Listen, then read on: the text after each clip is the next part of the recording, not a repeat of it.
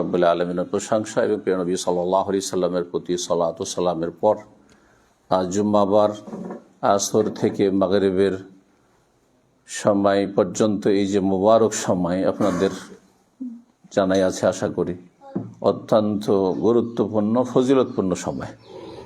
জুমার দিনে এমন একটি মুহূর্ত রয়েছে যে সময় রব্বুল আলামিন তার বান্দাদের জন্য রহমতের দরজা খোলা রাখেন। যা কিছু চাইবে ইল্লা আতাহু ইয়াহু, তা অবশ্যই পাবেন। সুতরাং এক তো মোবারক মজলিসে আছেন, কোরআন সুন্নাহর মজলিস, মজলিসের জিকির, সবচাইতে মোবারক মজলিস, এর চাইতে ভালো মজলিস কোথাও হইতে পারে না। ইলমের মজলিস, যেখানে কাল আল্লাহ কাল রসুল ওহির কথা আলোচনা করা হচ্ছে এবং মোবারক সময় এই জুমাবারের শেষ হতে যাচ্ছে, যত শেষ দিকে যাচ্ছে তত বরকতপূর্ণ সময়। এই সময়ে যেমন দিনের কথাগুলি শুনবেন, ইমানি জজবা নিয়ে শুনবেন, যাতে করে আমলের তৌফিক হয়। আল্লাহ যেন তৌফিক দান করেন। এবং তার সাথে মনে মনে জিকির আজকার করতে থাকবেন, দোয়া করতে থাকবেন দুনিয়া এবং আখেরাতের কল্যাণের জন্য। হতে পারে এই সময়ের এক মুহূর্তের একটি দোয়াতে আপনার দুনিয়া আখেরাতের জীবনটা পাল্টে যেতে পারে, কত না ভালো হয়ে যেতে পারে, আপনার পরিবার সুখী হয়ে যেতে পারে।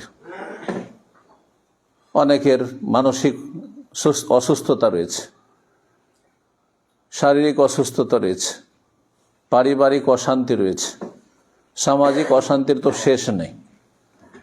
বিভিন্ন পর্যায়ে অশান্তি রয়েছে, সব জায়গায় অশান্তি। জাহারাল ফাসাদু ফিল বাররি ওয়াল বাহরি বিমা কাসাবাত আইদিন নাস, মানুষের পাপাচারের কারণে জলে স্থলে সব জায়গায় অশান্তি বিরাজ করছে।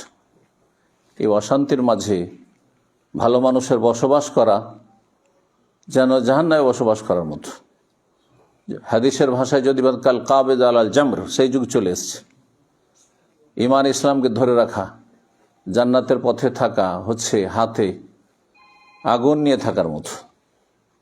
আল্লাহ যেন তৌফিক দান করেন, আল্লাহ যেন সহজ করেন এবং আল্লাহ রাব্বুল আলামিন জান্নাতের পথে আমাদেরকে যেন অবিচল রাখেন, ইস্তেকামা দান করেন। এই সময় আমরা এখানে দোমোহনা আমাদের এটি মসজিদ, বিশেষভাবে বলা যেতে পারে যে পারিবারিক মসজিদ, আর তার সাথে আমাদের পাড়া প্রতিবেশী যা রয়েছে সবার মসজিদ। মসজিদ আল্লাহর ঘর, তবে পারিবারিকভাবে মসজিদ তৈরি হয়েছে আলহামদুলিল্লাহ। তারপরে মসজিদের পাশে এই যে কয়েকটা ছোট রুম তৈরি হয়েছে, সেটাও পারিবারিকভাবে তৈরি হয়েছে আলহামদুলিল্লাহ। আমরা চেষ্টা করছি যে পারিবারিকভাবে কিছু দিনের খেদমত করা যেতে পারে, যার মাধ্যমে সাদকা জারিয়া হতে পারে আমাদের জন্য, আমাদের বাবা মায়ের জন্য, আর তারপরে বাবা মা যারা রয়েছে তাদের জন্য, আর তার সাথে সকল মুমিন মুমিনাতের জন্য। কারণ আল্লাহর রহমতের দ্বার প্রশস্ত, সেটাকে সংকুচিত করার কোনো প্রয়োজন নেই। যখন রাসূলুল্লাহ সাল্লাল্লাহু আলাইহি ওয়াসাল্লামের কাছে এক বেদুইন আসার পর রাসূলুল্লাহ সাল্লাল্লাহু আলাইহি ওয়াসাল্লাম আখলাক ব্যবহার খুব ভালো দেখলো, আর সাহাবায়ে কেরামদের সাথে রাসূলুল্লাহ সাল্লাল্লাহু আলাইহি ওয়াসাল্লামের ব্যবহারের তফাৎ দেখলো। যদিও সাহাবায়ে কেরামদের আখলাক ব্যবহারে কোনো ত্রুটি ছিল না, কিন্তু ভালোর চাইতে অতি ভালো। ওয়া ইন্নাকা লাআলা খুলুকিন আযীম, এই পার্থক্য যখন সে অনুভব করলো, সে প্রভাবিত হলো রাসূলুল্লাহ সাল্লাল্লাহু আলাইহি ওয়াসাল্লামের মহৎ চরিত্র থেকে। আর তারপরে নামাজটা পড়ে তার সংকীর্ণ চিন্তা চেতনা নিয়ে সে বলল, আল্লাহুম্মা আরহামনি ওয়া মুহাম্মাদান ওয়ালা তারহাম মা'না আহাদা। আল্লাহ আমার উপর রহম করো আর মুহাম্মদ সাল্লাল্লাহু আলাইহি ওয়াসাল্লামের রহম করো, আর এই যে সব রয়েছে না এদের কার উপর রহম করিও না তুমি। বুঝতে পারছেন না? হ্যাঁ, এটা হচ্ছে সংকীর্ণতা। এই সংকীর্ণতা কিন্তু আমাদের সমাজে আছে, আমাদের পরিবারে আছে, ঘরে ঘরে ঢুকে আছে, মগজে মগজে ঢুকে আছে। সামান্য কিছু ভুল বোঝাবুঝি হইলেই, আমাদের সামাজিক অবস্থার কথা বলছি, যেখানে আপনারা বসবাস করছেন, পারিবারিক অবস্থার কথা বলছি, ভাই বোনদের সাথে সম্পর্কের কথা বলছি, আত্মীয় স্বজনদের সাথে সম্পর্কের কথা বলছি, পাড়া প্রতিবেশীর সাথে সম্পর্কের কথা বলছি। একেবারে সংকীর্ণ চিন্তা চেতনা, সামান্য কিছুতে তিলকে তাল করে শত্রুতা আর মতো পরিবেশ তৈরি করে ফেলে। তো এমনটা কিন্তু একটা জাহেলের কাজ, একটা অজ্ঞ মানুষের কাজ, একটা আমলদার ভালো মানুষের কাজ নয়। লাকাদ তাহাজ্জারতা ওয়াসিআন, রাসূল বললেন যে তুমি আল্লাহর প্রশস্ত রহমতকে তুমি সংকুচিত করে ফেললে, সংকীর্ণ করে ফেললে। আল্লাহ যদি সারা দুনিয়াকে রহমত দিয়ে উদ্ধার করে দেন তাহলে আল্লাহর কিছু কমে যাবে? কিন্তু তুমি দোয়াতে বলে আল্লাহুম্মা আরহামনি ওয়া মুহাম্মাদান ওয়ালা তারহাম মা'না আহাদান, আল্লাহ আমি আর মুহাম্মদ সাল্লাল্লাহু আলাইহি ওয়াসাল্লাম, আর কাউকে দিও না। তুমি এটা কেন করলে তুমি? তা আমি এই হাদিসটি দিয়ে যেমন একটি মেসেজ দিতে চাইলাম যে আমাদের যাতে করে মনে উদারতা আসে, যে আমরা সবাইকে নিয়ে চলব, এবং মানুষ মাত্রে সবার ভুল আছে, শুধু আপনাদের না, আলেম ওলামাদেরও ভুল ত্রুটি আছে, কিন্তু কারো ভুলকে বড় করব না এবং ভুলের ঊর্ধ্বে কাউকে মনে করব না, আর ভুল হলে তার সম্পর্কে নেগেটিভ ধারণা রাখবো না, ইতিবাচক হব। যে কোনো বাহ্যিক দৃষ্টিতে কোনো ভুলের ভালো ব্যাখ্যা হতে পারে, যেটা ভুল আপনার মনে হচ্ছে তার ভালো ব্যাখ্যা হতে পারে, সে ভালো ব্যাখ্যা নেওয়ার চেষ্টা করব, সুধারণা রাখার চেষ্টা করব। এবং তার সাথে যে কথাটি প্রসঙ্গে বললাম সেটা হচ্ছে যে এসব যে দ্বীনি কাজের জন্য উদ্যোগ, এতে আল্লাহ যেন সবার মাগফিরাত করেন, সবাইকে যেন উত্তম প্রতিদান দান করেন, প্রতিটি মোমেন মোমেনাতকে, বিশেষ করে এলাকাবাসীকে, বিশেষ করে দোমোহনাবাসীকে আল্লাহ রাব্বুল আলামিন। আর যারাই এখানে সৎ পরামর্শ দিয়ে এবং যে কোনো রকমের সহযোগিতা করে, সময় দিয়ে, শ্রম দিয়ে, পরামর্শ দিয়ে, যে কোনোভাবে সহযোগিতা করবে, বরং পাশে বসে সহযোগিতা করবে, একটা কথা বলে উৎসাহিত করে সহযোগিতা করবে। যারা এখানে থাকবেন, হয়তো আমরা এখানে থাকবো না, বিশেষ করে আমি তো আপনারা জানেনই বাইরের মানুষ, যদিও এখানকার মানুষ কিন্তু বাইরেও, তো তার মধ্যে মাঝে মধ্যে হয়তো আসবো। আর আসলে ইনশাআল্লাহ তাআলা এখানে যেহেতু আমার বাড়ির পাশে, এতে তো অবশ্যই আমাকে সময় দিতে হবে, কিন্তু আপনাদের দায়িত্ব এলাকার মানুষের রয়েছে যে এখান থেকে মানুষ উপকৃত হোক, মুসলিম ভাই বোনরা উপকৃত হোক, আর প্রতিবেশী যারা অমুসলিম রয়েছে তাদেরকেও যদি এখান থেকে আমরা উপকার করতে পারি, তাদেরও কিছু কাজে আসতে পারি, তাহলে সেটা অবশ্যই একজন মুমিন মানুষ হবে। হ্যাঁ, বরফের মতো, আগুনের মতো না। আগুন কোথাও থাকলে আশপাশকে জ্বালিয়ে দেয়, অশান্তি সৃষ্টি করে, ভীত সন্ত্রস্ত করে। আর বরফ যদি কোথাও থাকে, আর গরমের সময়, প্রচণ্ড গরমের সময় যদি থাকে, তো আশপাশকে ঠান্ডা করে দেয়। একজন মুমিন মুসলিম, আপনি আমি প্রত্যেকে আমরা আলহামদুলিল্লাহ, আলহামদুলিল্লাহ জাআলানা মুসলিমিন, যে আল্লাহ আমাদেরকে মুমিন মুসলিম হওয়ার তৌফিক দান করেছেন, আল্লাহ পরকালে বিশ্বাসী হওয়ার তৌফিক দান করেছেন, আল্লাহ জন্মসূত্রে আমাদেরকে আল্লাহর মনোনীত দ্বীন দান করেছেন। এর চাইতে বড় নিয়ামত কিছু হইতে পারে না। এর মাধ্যমে আমরা শান্তি সর্বস্তরে প্রতিষ্ঠিত রাখার চেষ্টা করব, শান্তিকে অব্যাহত রাখার চেষ্টা করব, শান্তিকে কোথাও বিঘ্নিত হইতে দেব না, অশান্তিতে রূপান্তরিত হইতে দেব না, এবং আমরা শান্তির বার্তা নিয়ে আসবো। এটি হচ্ছে ইসলাম, আর এটি হচ্ছে আসসালাম, আল্লাহর নাম হচ্ছে আসসালাম। তো অল্প সময়ে, এই মাগরিব পর্যন্ত আমাদের সময়, এই সময়ের মধ্যে যে কথাগুলি বলবো তার জন্য আমি একটি ছোট্ট সূরা পাঠ করেছি, আশা করি মনে আছে আপনাদের। সূরা আল আসর। সূরা আসরে কোরআনে কারীমের যতগুলি বিষয়বস্তু রয়েছে, বরং কোরআনে কারীম যে উদ্দেশ্যে, যে বিষয় নিয়ে নাজিল করা হয়েছে, সবগুলো বিষয় সূরা আসরে রয়েছে, সবগুলো বিষয় রয়েছে। এই জন্য ইমাম শাফিঈ রাহিমাহুল্লাহর উক্তি রয়েছে যে আল্লাহ রাব্বুল আলামিন যদি সূরা আসরই শুধু নাজিল করতেন, আর গোটা কোরআন নাজিল নাও করতেন, তো বান্দার উপর আল্লাহর হুজ্জত কায়েমের জন্য যথেষ্ট ছিল। যে ইন্নাল ইনসানা লাফি খুসর, প্রথম সময়ের শপথ, সময়ের গুরুত্ব দেখানোর জন্য। আর সময়ের যে কত গুরুত্ব, এটা এখন না বুঝলেও পরকালে বুঝবেন, এখন না বুঝলে হাসরের মাঠে বুঝবেন যে আমি একটা মুহূর্ত নেকি ছাড়া, ভালো কাজ ছাড়া কেন আমি ফালতু কাটিয়েছিলাম। সময় এত গুরুত্বপূর্ণ, এত গুরুত্বপূর্ণ যে কিয়ামতের মাঠে কয়টি সওয়াল হবে? 5টি, জি, কোনো রেওয়ায়তে 4টি রয়েছে, কিন্তু তাতে 5টি রয়েছে, মানে একটা বিষয় সম্পর্কে 2টি প্রশ্ন রয়েছে, তাই না? তার টোটাল 5টি প্রশ্ন। লান তাজুলা কাদামা আবদি ইয়াউমাল কিয়ামাত হাত্তা ইউসআলা আন খামস, 5টি। আন উমরিহি, বয়স সম্পর্কে, আয়ু সম্পর্কে, 60 বছর, 70 বছর, 80 বছর দুনিয়ায় থাকবেন, ছিলেন, যারা দুনিয়া থেকে চলে গেছেন, এই গোটা বয়সটা সময় নয়, বয়সটা তো মানুষের প্রত্যেকের সময়। এই সময় সম্পর্কে 2টো প্রশ্ন। আরেকটি কি? ওয়ান শাবাবিহি, যৌবনের সময়কাল,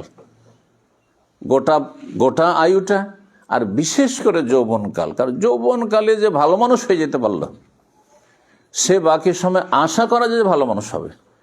এই জন্য আমরা মাদ্রাসা জীবন থেকে দেখে আসছি, ছাত্র জীবন থেকে দেখে আসছি, স্কুল মাদ্রাসা যাদেরকে চেনি, যারা ছাত্র জীবনে ভালো ছিল, তারা এখন পর্যন্ত ভালো। তারা ছাত্র জীবনে যারা বিভ্রান্ত হয়নি, পাপে জড়ায়নি, খারাপ পথে চলে যায়নি, তারা ভালো পথে আছে, মোটামুটি ভালো মানুষই আছে, জান্নাতের পথে আছে।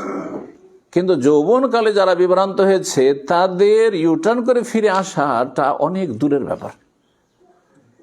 সেটা আল্লাহ রাব্বুল খাস রহমত যদি হয় তাহলে ফিরে আসতে পারে। সিরিয়াস সময়কাল। আর তার সাথে এই যে ফিতনার যুগ, সোশ্যাল মিডিয়ার যুগ, এই যুগে একটা যুগ ছিল যখন সিনেমার যুগ ছিল, আর এই সব স্মার্টফোন, এই সব দূরের কথা, কোনো মোবাইলই ছিল না। তখনকার যুগে আমরা দেখেছি আমাদের ছাত্র জীবনগুলোতে যারা খারাপ ছেলে, তারা মাদ্রাসা তো পারতো না, গ্রামে পারতো না, এমনকি নিজের কাছের শহর, ধরেন এখান থেকে ডালগোলা তো সিনেমা হলে ঢুকতে পারতো না, কোথায় এখানে মালদা গিয়ে কেউ চিনতে না পারে, দূরে চলে আর কলকাতা চলে যেন চিনতে না পারে, সেখানে গিয়ে সব অন্যায় কাজ করতে। তাহলে গোনাতে জড়ানো তখন কত কঠিন ছিল। কিন্তু এখন নিজের রুমে ঢুকে যত রকমের নোংরামি করে জাহান্নামে চলে যাচ্ছে। দুনিয়া নষ্ট করছে, যৌবন নষ্ট করছে, জীবন নষ্ট করছে, আর বাপ মায়ের হক নষ্ট করছে, স্ত্রীর হক নষ্ট করছে, ছেলে মেয়েদের হক নষ্ট করছে, আল্লাহর হক নষ্ট করছে, পরকালকে নষ্ট করছে না? চিন্তা করুন আপনি। ইযা খালা বিমাহারিমিল্লাহ ইনতাহাকুহা, নবী সাল্লাল্লাহু আলাইহি ওয়াসাল্লাম বলছেন যে কিছু মানুষ এমন আসবে যে যাদের পাহাড় সম পরিমাণ নেকি নিয়ে আসবে, নেকির কোনো ঘাটতি কমতি থাকবে না, কিন্তু সবগুলিকে আল্লাহ রাব্বুল আলামিন ধূলিকণার মতো ধূলিসাৎ করে উড়িয়ে দেবেন, কোনো মূল্যায়ন করবেন না সেসব নেকির পাহাড়ের। কেন? যখন তারা নির্জনে যেত, একাকী হইত, যে কোনো জায়গায় যখন একাই আছে, স্ত্রীও নেই, মা বাবাও নেই, ছেলে মেয়েও নেই, বন্ধু বান্ধব নেই, ইযা খালা বিমাহারিম আল্লাহ, ইযা খালা বিমাহারিমিল্লাহ ইনতাহাকুহা, তখন হারাম কাজে জড়িয়ে যেত, পাপে ডুবে যেত। নাসআলুল্লাহ সালামাত ওয়াল আফিয়া। এই জন্য বলছি যে এগুলো বড় ফিতনা, যুবকদেরকে বলছি, এমনকি অনেক বুড়োরা আছে, এরা একসময় এই নিয়ামত পায়নি, হঠাৎ করে পেয়েছে, ঠিক ওই রকমই হয়েছে যেমন খাঁচার পাখির মতো হয়েছে। খাঁচার পাখি যদি খাঁচা থেকে ছুটতে পায় তাহলে হুঁশ দিশা থাকে না, ঠিক তেমনি এই বুড়ো জীবনে মোবাইল দেখতে পায়নি, মোবাইল পেয়েছে, আর ইমান, আখেরাত, আখলাক, চরিত্র কিচ্ছু নেই, হালাল হারাম কোনো তমিজ নেই, জাহান্নামে চলে যাচ্ছে। নাসআলুল্লাহ সালামাত ওয়াল আফিয়া। সুতরাং সতর্ক, সাবধান এই সমস্ত ফিতনা থেকে। বলছিলাম সময়ের কথা, এই জন্য আল্লাহ সময়ের শপথ করেছেন। মানুষ ক্ষতিগ্রস্ত, দেখেন মানুষ কত ক্ষতিগ্রস্ত। আপনি চিন্তা করুন, শতকরা কয়জন আল্লাহ পরকালে বিশ্বাস, তৌহিদবাদী, তৌহিদ প্রতিষ্ঠাকারী? শতকরা কয়জন মুসলিম সমাজের নামাজি, 5 ওয়াক্ত নামাজি? নামাজ ছাড়া জান্নাত নেই, তৌহিদ ছাড়া জান্নাত নেই। বেনামাজির জন্য জান্নাত আল্লাহ তৈরি করেননি। উইদ্দাত লিল মুত্তাকিন, বলেনি যে শুধু মুসলিম জন্য। আল্লাহ ভীরু, আল্লাহ ভীতি যাদের অন্তরে ছিল, আল্লাহর ভয়ে যারা ফরজ ওয়াজিব আদায় করত, আল্লাহর ভয়ে যারা হারাম নাজায়েজ কাজ থেকে বেঁচে, তাদের জন্য জান্নাত তৈরি আছে, তৈরি করা আছে। কতজন সৎ জীবন যাপন করে, কতজন হালাল রিজিক খায়, কতজন কাবিরা গুনাহ থেকে বেঁচে থাকে। কাবিরা গুনাহ ধ্বংস করে দেবে, কাবিরা গুনাহ জাহান্নামে নিয়ে যাবে। কতজনের এই ঈমান আছে যে আমি সুদি কারবারের ধারে কাছে যাব না? মৌলভী সাহেব, মাদ্রাসার পড়াশোনা, লোন নেবেন আপনি, আল্লাহকে ভয় করেন না আপনি, নিজের জীবনটা বলে ভয় করেন না আপনি। নবী সাল্লাল্লাহু আলাইহি ওয়াসাল্লাম বলেছেন ইজতানিবু সাবআল মুবিকাত, ধ্বংসাত্মক গুনাহ থেকে বেঁচে থাকো। আকলুর রিবা, সুদি কারবারের সাথে জড়ানো তোমাকে ধ্বংস করবে, তোমার পরিবারকে ধ্বংস করবে, তোমার ছেলে মেয়ের ভবিষ্যৎকে ধ্বংস করবে, তোমার রিজিককে ধ্বংস করবে, তোমার জান্নাতকে ধ্বংস করবে, কিচ্ছু লাভ হবে না। কি করবে এইসব পয়সা নিয়ে? কি করবে এইসব পয়সা নিয়ে? হারাম উপার্জন করে কখনো নেক সন্তান দিতে পারবেন না উম্মতকে। আও ওয়ালাদিন সালেহিন ইয়াদুল্লাহ, ওই সব সন্তানই কাজে আসবে যদি সে কমপক্ষে সলে হয়। যদিও মুসলে হলে আরো ভালো ছিল আপনার জন্য, বরং আরো আপনার পরিবার, আপনি, আপনার সমাজ আল্লাহর আযাব থেকে নিরাপদ ছিল। সূরা হুদ রব্বুল আলামিন ইরশাদ করেন, ওমা কানা রাব্বুকা লিইহলিকাল কুরা বিযুলমিন ওয়া আহলুহা মুসলিহুন। তোমার রব এমন নন লিইহলিকাল কুরা বিযুলমিন, যে কারো পাপের কারণে পাপ থাকতে পারে সমাজে, ব্যক্তি জীবনে পাপ থাকতে পারে, কিন্তু পাপ যদি কিছু থাকে কিন্তু সীমিত আকারে থাকে, এ আয়াতের উদ্দেশ্য হচ্ছে লুকায়িত থাকে, গোপনে পাপ হচ্ছে। পাপীরা মাথা চাড়া দিয়ে নেই, পাপীরা শক্তিশালী হয়ে নেই, পাপী নির্দ্বিধায় ঘুরে বেড়াচ্ছে, অহরহ পাপ করছে এমনটা নয়। পাপ আর পাপ আর পাপী আর পাপী, এমন পরিবেশ, এমন সমাজ নয়, সীমিত আকারে পাপ হচ্ছে। এটাকে বলা হয় বেজুলমিন ও আহলুহা মুসলিহুন। সেখানকার লোকেরা যদি ইসলাহি কাজের সাথে জড়িত থাকে, সংস্কারমূলক কাজ করে, সংশোধনমূলক কাজ করে, নিজের সংশোধন করবে, নিজের পরিবারের সংশোধন করবে, নিজেকে ভালো মানুষ বানাবে, নিজের স্ত্রীকে ভালো মানুষ বানাবে, ছেলে মেয়েকে ভালো মানুষ বানাবে, মুসলেহুন। তাহলে সলেহীন আর মুসলেহীন, কোরআনে যে দুটি ভাষা রয়েছে, কমপক্ষে যদি আপনার ছেলে মেয়ে সলেহীন হয়, আর সলেহীন কখন হবে? যখন আপনার ছেলে মেয়ে ফরজ ওয়াজিব আদায় করছে, 5 টাইম নামাজ পড়ছে, নামাজি ছেলে মেয়ে তৈরি করতে পেরেছেন আপনি, তাহলে আপনার কাজে আসবে। মরে যাওয়ার পরেও নেকির একটা রাস্তা খোলা আছে আপনার জন্য। আর মুসলিহীন যদি তৈরি করতে পারেন, তাহলেও তো নেকির শেষ নেই। আপনি দুনিয়া থেকে চলে যাবেন, কিন্তু আপনার নেকির রাস্তা খোলা আছে, আপনার কবরের জীবনে নেকি পৌঁছিতে আছে, মর্যাদা উঁচা হইতেই আছে জান্নাতে, এবং দুনিয়ায় আল্লাহর আযাব থেকে বেঁচে থাকবেন। আপনি শুধু একা বেঁচে আপনি বেঁচে থাকবেন, আপনার পরিবার আল্লাহর আযাব থেকে, আল্লাহর মার থেকে বেঁচে থাকবে, আপনার সমাজ, আপনার দেশ, আপনার দেশের মানুষ আযাব থেকে মুক্ত থাকবে।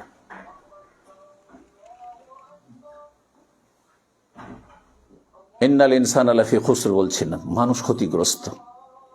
আমরা যাতে ক্ষতিগ্রস্তদের দলে শামিল না হয়, আল্লাহ যেন এই দোয়া কবুল করেন। মোবারক সময় আমরা সফলদের দলে, মুফলিহুন, আহলুল ফালাহ যারা, ফায়েজুন, কামিয়াব যারা, তাদের দলে আল্লাহ যেন আমাদেরকে শামিল করেন। ইল্লাল্লাযিনা আমানু, আল্লাহ বলছেন ইল্লাল্লাযিনা আমানু। ক্ষতিগ্রস্ত কারা না? এক, ওয়া আমিলুস সালিহাত ওয়া তাওয়াসাউ বিল হক ওয়া তাওয়াসাউ বিস সবর। 4টি গুণ যদি থাকে, তাহলে ওই রকম মানুষরা ক্ষতিগ্রস্ত না। যাদের মধ্যে এই 4টি গুণ আছে, তারা ক্ষতিগ্রস্ত নয়। জি সমাজের ভাতৃমণ্ডলী, এই 4টি গুণের প্রথমটি অনেকে না বুঝে শুধু ঈমান দিয়ে ব্যাখ্যা করে দেয়। ঈমান অন্তরের কাজ না, ঈমান বিশ্বাস করে মেনে নেওয়া, এটা নাম ঈমান। অন্তরের কাজ না। কাজের আগে কি লাগে? যে কোনো কাজ করলে কি লাগে? নলেজ লাগে না? দুনিয়ার কাজ করেন আর আপনি দিনের কাজ করেন, যে কোনো কাজ করার আগে কি লাগবে? সে সম্পর্কে আপনার জ্ঞান লাগবে। এই জন্য সহিহ বুখারী নিয়ে একটু চিন্তা করে দেখেন। সহিহ বুখারী, ইমাম বুখারী রাহিমাহুল্লাহর ফিকহ, যে কোন জ্ঞানের কথা আল্লাহ কোরআনে বলেছেন, কোন জ্ঞান অর্জন করা ফরজ করেছেন। শুরু করেছেন কিতাবুল ওয়াহিদি, ওহির জ্ঞান তাহলে হইতে। তারপরে কি নিয়ে এসছেন? অন্যান্য হাদিসের কিতাবের মতো কিতাবুত তাহারাত, উযু, গোসল, তায়াম্মুম, না নিয়ে এসছেন। নামাজের কথা নিয়ে এসছেন, ইবাদত বন্দেগীর কথা নিয়ে এসছেন, কিসের কথা? ঈমানের কথা নিয়ে এসছেন না কি আছে তারপরে? ইলম, কিতাবুল ইলম। জি, ওহির পরে ওহির জ্ঞান অর্জন করতে হবে, এই জন্য কিতাবুল ইলম। এবং তিনি বলেছেন বাবুল ইলমি কাবুলুল কওলি ওয়াল আমাল। যে অধ্যায় বলছেন যে এই অধ্যায় হচ্ছে যে ইলম অর্জন করতে হবে, জ্ঞান হাসিল করতে হবে কথা বলার আগে আর কাজ করার আগে। সুতরাং যে কথাটি আমাদের প্রিয় শেখ মতিউর রহমান বিন শীশ মাদানী বলছিলেন যে আগে জ্ঞান অর্জন করতে হবে, তারপরে মানুষকে সহি জ্ঞানের দিকে ডাকতে হবে। জান্নাতের রাস্তা সম্পর্কে আপনার সম্যক জানা নেই, জান্নাতের রাস্তার নামে ভুলভাল কথা বলে দিয়েছেন আকীদার ক্ষেত্রেই, মানহাজের ক্ষেত্রেই, অথবা ফতুয়ার ক্ষেত্রেই। হ্যাঁ, এটা হাদিসের তর্জমা করে বলেন আমি তো হাদিসের তর্জমা করেছি, কোন দোষ করলাম? এটার নাম ফতুয়া না, এটার নাম জ্ঞান নয়। ও সম্পর্কে আপনার সম্যক জ্ঞান থাকতে হবে। আর তারপরে তখন আপনার চূড়ান্ত ফয়সালা একা দিলে হবে না, স্বাধীন হয়ে দেখতে হবে যে আমার আগে যে আমার চাইতে বড় বড়রা ছিলেন সালাফদের যুগ থেকে, স্বর্ণ যুগ থেকে, তারা কিভাবে এই আয়াতটি বুঝেছেন, এই হাদিসটা বুঝেছেন, তাদের বুঝটাকে সামনে রেখে বুঝতে হবে। স্বাধীনভাবে যারাই বুঝতে গেছে কোরআন হাদিস, তারাই বিভ্রান্ত হয়েছে। খারিজি জঙ্গিরা কোরআন হাদিসের কথাই বলে কিন্তু তারা জঙ্গি। মুরজিয়ারাও কোরআন হাদিসের কথাই বলে কিন্তু মুরজিয়া পথভ্রষ্ট। সুফিরাও কোরআন হাদিসের আয়াত পড়ে, গদিবাদীরাও কোরআন হাদিসের আয়াত পড়ে কিন্তু তারা বিভ্রান্ত, কারণ তারা স্বাধীনভাবে আয়াত নিয়ে নিজের মতো করে ব্যাখ্যা করে। আগে টার্গেট তৈরি করে নেয় যে ওইখানে পৌঁছিতে হবে, আর সে অনুযায়ী তখন ব্যাখ্যা করে কোরআন হাদিসে। কিন্তু সালাফি ওলামা, আহলে হাদিস ওলামা যারা সত্যিকারের, তারা দেখে যে আমি যে ব্যাখ্যাটা বুঝছি, এই বুঝটা কি খোলাফায়ে রাশেদিন বুঝেছেন রাসূলুল্লাহ সাল্লাল্লাহু আলাইহি ওয়াসাল্লাম থেকে, আসহাবে রাসূলুল্লাহ বুঝেছেন সাল্লাল্লাহু আলাইহি ওয়াসাল্লাম, তারা বুঝেছেন, তাবেঈনরা বুঝেছেন, তাবা তাবেঈনরা বুঝেছেন, আইম্মা মুহাদ্দিসিন ফুকাহায়ে আরবা তারা কি বুঝেছেন, তাদের বুঝ একজনের নয়, তাদের বুঝগুলিকে সামনে রেখে তখন এগিয়েছেন, তখন কথা বলেছেন। এরা হচ্ছে সালাফি, এরা হচ্ছে আহলুল হাদিস। এই জন্য ইল্লাল্লাযীনা আমানু মানে ইলম হাসিল করতে হবে। এটা মাদ্রাসাগুলি থেকে, এলাকায় মাদ্রাসা রয়েছে, যে মাদ্রাসাগুলিতে যে ছাত্রগুলি তৈরি হচ্ছে, এটা হচ্ছে ক্ষেত্র যেখান থেকে এই কাজটি করে আসতে হবে, ইলম শিখে আসতে হবে। ইলম তো শিখলেন সেখানে, ও আমিলুস সালেহাত এবং নেক আমলের প্রশিক্ষণ, তরবিয়ত ওখান থেকে নিয়ে আসতে হবে। অনেকের এলেম আছে কিন্তু আমল এলেমের সাথ দেয় না। সবই জানে যে বেনামাজি কাফের, হাদিস জানে না, নামাজ পড়েন না, ফজরে উঠতেই পারে না বলছে, আশ্চর্য, মাদ্রাসা পড়ুয়া। হ্যাঁ, আস্তাগফিরুল্লাহ বলে তা আপনার এলেম দিয়ে কি কাজ হবে? তাহলে আপনার রাত 2-3টার সময় যদি ফ্লাইট থাকে, বাস থাকে, হ্যাঁ ট্রেন থাকে, তাও ধরবেন আপনি। ওখানে তো কেউ জাগায় না, আপনাকে নিজেই জেগে বসে থাকেন। সারা রাত জেগে আমি যখন আসলাম, আমার রাত 1:30টার সময় ফ্লাইট, সারা রাত ঘুমাইনি, সারা রাত ঘুমাইনি, দিনেও তেমন ঘুমাইনি, তার আগের রাতেও বিশেষ কারণে 2-3 ঘন্টা ঘুম হয়েছে, কিন্তু তারপর আমার ফ্লাইট মিস হয়নি, আমি পৌঁছেছি। দুনিয়ার টার্গেটে পৌঁছার জন্য আমি নিজের কথা বলছি, তা আমার চাইতে আপনারা কম না, আরো চালাক চতুর দুনিয়ার ক্ষেত্রে। হ্যাঁ, যে ফ্লাইট কখনো মিস করবেন না, ট্রেন কখনো মিস করবেন না, আপনি এগুলো বুঝছেন, কিন্তু আপনি ফজর মিস করছেন, তাহলে ও আমেলুস সালেহাত কোথায়? এই আমলের ট্রেনিংটা মাদ্রাসা থেকে শিখে আসতে হবে, এটা আসল জায়গা। যদি সেখানে শিখার সুযোগ না থাকে, বয়স হয়ে গেছে, তাহলে আপনাকে ভালো পরিবেশে, যেখানে ভালো মানুষরা বসে, তাদের সাথে বসে শিখতে হবে। এই জন্য ওই সহিহ বুখারীর হাদিস স্মরণ করে দিচ্ছি, যেখানে ওই লোকটি 99টি হত্যা করলো, তারপরে যখন তওবার জন্য এক জাহেল মুফতির কাছে ফতোয়া, এই জাহেল মুফতির কাছে ফতোয়া নিলে এইটা হয় নিম্মুল্লাহ খাতারা ইমান। জাহেল মুফতির কাছে যখন ফতোয়া নিতে গেল, তখন সে বলছে, তুমি এত বড় অপরাধী, 99টা খুন করার পর আবার তওবা, তোমার জন্য জান্নাত? না না না, তোমার তওবা নেই। তওবা নেই? আচ্ছা ঠিক আছে, তাহলে 100টা পুরো করিয়ে দিই, সেঞ্চুরি করিয়ে ফেলি। দিল সেঞ্চুরি পুরা করে। আস্তাগফিরুল্লাহ। তারপর সে তাকে কি বলল, আব্দুল্লাহ আলা আলেম, একজন আলেম ছিল, হ্যাঁ, ওই যুগের আগের উম্মতে, যাও ওর কাছে যাও, হতে পারে তোমার জন্য রাস্তা খুলতে পারে। ওকে গিয়ে যখন জিজ্ঞাসা, আলেমের কাছে এলমের মতো কথা রয়েছে, ফিকহ রয়েছে, দিনের জ্ঞান রয়েছে। সে বললো, মাইয়া হলো বাইনা কবাইনা তওবা, তোমার মাঝে আর তওবার মাঝে কি অন্তরায় হতে পারে, কে বাধা দিতে পারে? আল্লাহ যে কাউকে মাফ করতে হয়, ইন্নাল্লাহ ইয়াগফিরুয যুনুবা, সমস্ত গুনাহ মাফ করে। আল্লাহর কাছে গুনাহ হয়ে গেছে, আর তো উপায় নেই, আর জেনে শুনে গুনাহ করবো না, কিন্তু গুনাহ হয়ে যাওয়ার পরে সমাধান হচ্ছে ইউটার্ন। রাস্তা ভুল হয়ে গেছে, যাব মালদা, চলে গেছি এইদিকে রাসাখোয়ার দিকে, তাহলে আমার জানার সাথে সাথে কেউ বেকুব নেই দুনিয়ায় যে আরো 10 কিলোমিটার চলেই যায়, যাবেন সাথে সাথে ফিরবেন, আপনি সাথে সাথে ফিরবেন। ভুল হয়ে গেছে, সাথে সাথে বুঝতে পারছেন, সাথে সাথে ফিরেন আপনি। ইন্নাল্লাহ ইয়াগফিরুয যুনুবা, সব গুনাহ আল্লাহ মাফ করবে, সমস্ত কিছু আল্লাহ মাফ করবে। ইন্নাল্লাহ গফুরুর রাহিম এই ক্ষেত্রে। কিন্তু বেআমল, আচ্ছা আল্লাহ মাফ করবেন, আমল সংশোধনও না, অনুশোচনা না, আক্ষেপও করছে না, লজ্জাও লাগছে না, আর তারপর আল্লাহ মাফ করবে, আল্লাহ গফুর রহিম, না না, এদের জন্য আল্লাহ গফুর রহিম না, এদের জন্য বেবাদি আন্নী আনাল গফুর ওয়ান্না আযাবি হুয়াল আযাবুল আলীম। জি, ইন্না বাতশা রাব্বিকা লাশাদীদ, কঠিন শাস্তি রয়েছে তাদের জন্য, কঠিন পকড়াও রয়েছে। আল্লাহ অন্তর দেখছেন, যে কোন অন্তর নিয়ে আপনার আল্লাহর কাছে আসছেন। সম্মানিত ভাতৃমণ্ডলী, সময় আছে তো? সময় না, হ্যাঁ, কয়টা বেলা ডুববে? 5টা। তাহলে তো আছে। তো বলছিলাম যে আমলের তরবিয়ত নিতে হবে। আজকাল আমলের তরবিয়তে অভাব আছে। জেনারেল শিক্ষিত লোকেরা অনেকে সোশ্যাল মিডিয়াতে মাশাআল্লাহ যথেষ্ট ইলম শিখে নিচ্ছেন, কিন্তু আমলের ক্ষেত্রে অনেক ত্রুটি। এটা শুধু মাদ্রাসার ছাত্রদের মধ্যে নাই, যারা এমনি একটু ইসলামের দিকে আসছেন, ধার্মিক হচ্ছেন, তাদের মধ্যে জ্ঞান যথেষ্ট আছে, হ্যাঁ, নলেজ যথেষ্ট আছে, করে নিয়েছেন হয়তো, কিন্তু আমল নেই। এটা হইলে হবে না, আমলের তরবিয়ত নিতে হবে। মাদ্রাসায় সুযোগ আছে, মাদ্রাসায় নিতে হবে। মাদ্রাসায় সুযোগ নেই বলছিলাম, তাহলে কি করতে হবে? ওই হাদিসটা কেন বললাম? তাকে বললেন যে তোমার তওবাতে কেউ বাধা দিতে পারে না, কিন্তু তওবার জন্য কি করো, যাও অমুক গ্রামে চলে যাও, অমুক গ্রামে চলে যাও, সেখানে একদল আছে আল্লাহর ইবাদত বন্দেগীতে তারা মগ্ন হয়ে রয়েছে, ফাবুদিল্লাহ মাহুম। ওই ভালো গ্রামটিতে চলে যাও, ধার্মিক লোকদের গ্রামে চলে যাও, সৎ সংসর্গ গ্রহণ করো এবং তাদের সাথে হয়ে আল্লাহর ইবাদত বন্দেগীতে মশগুল হয়ে যাও।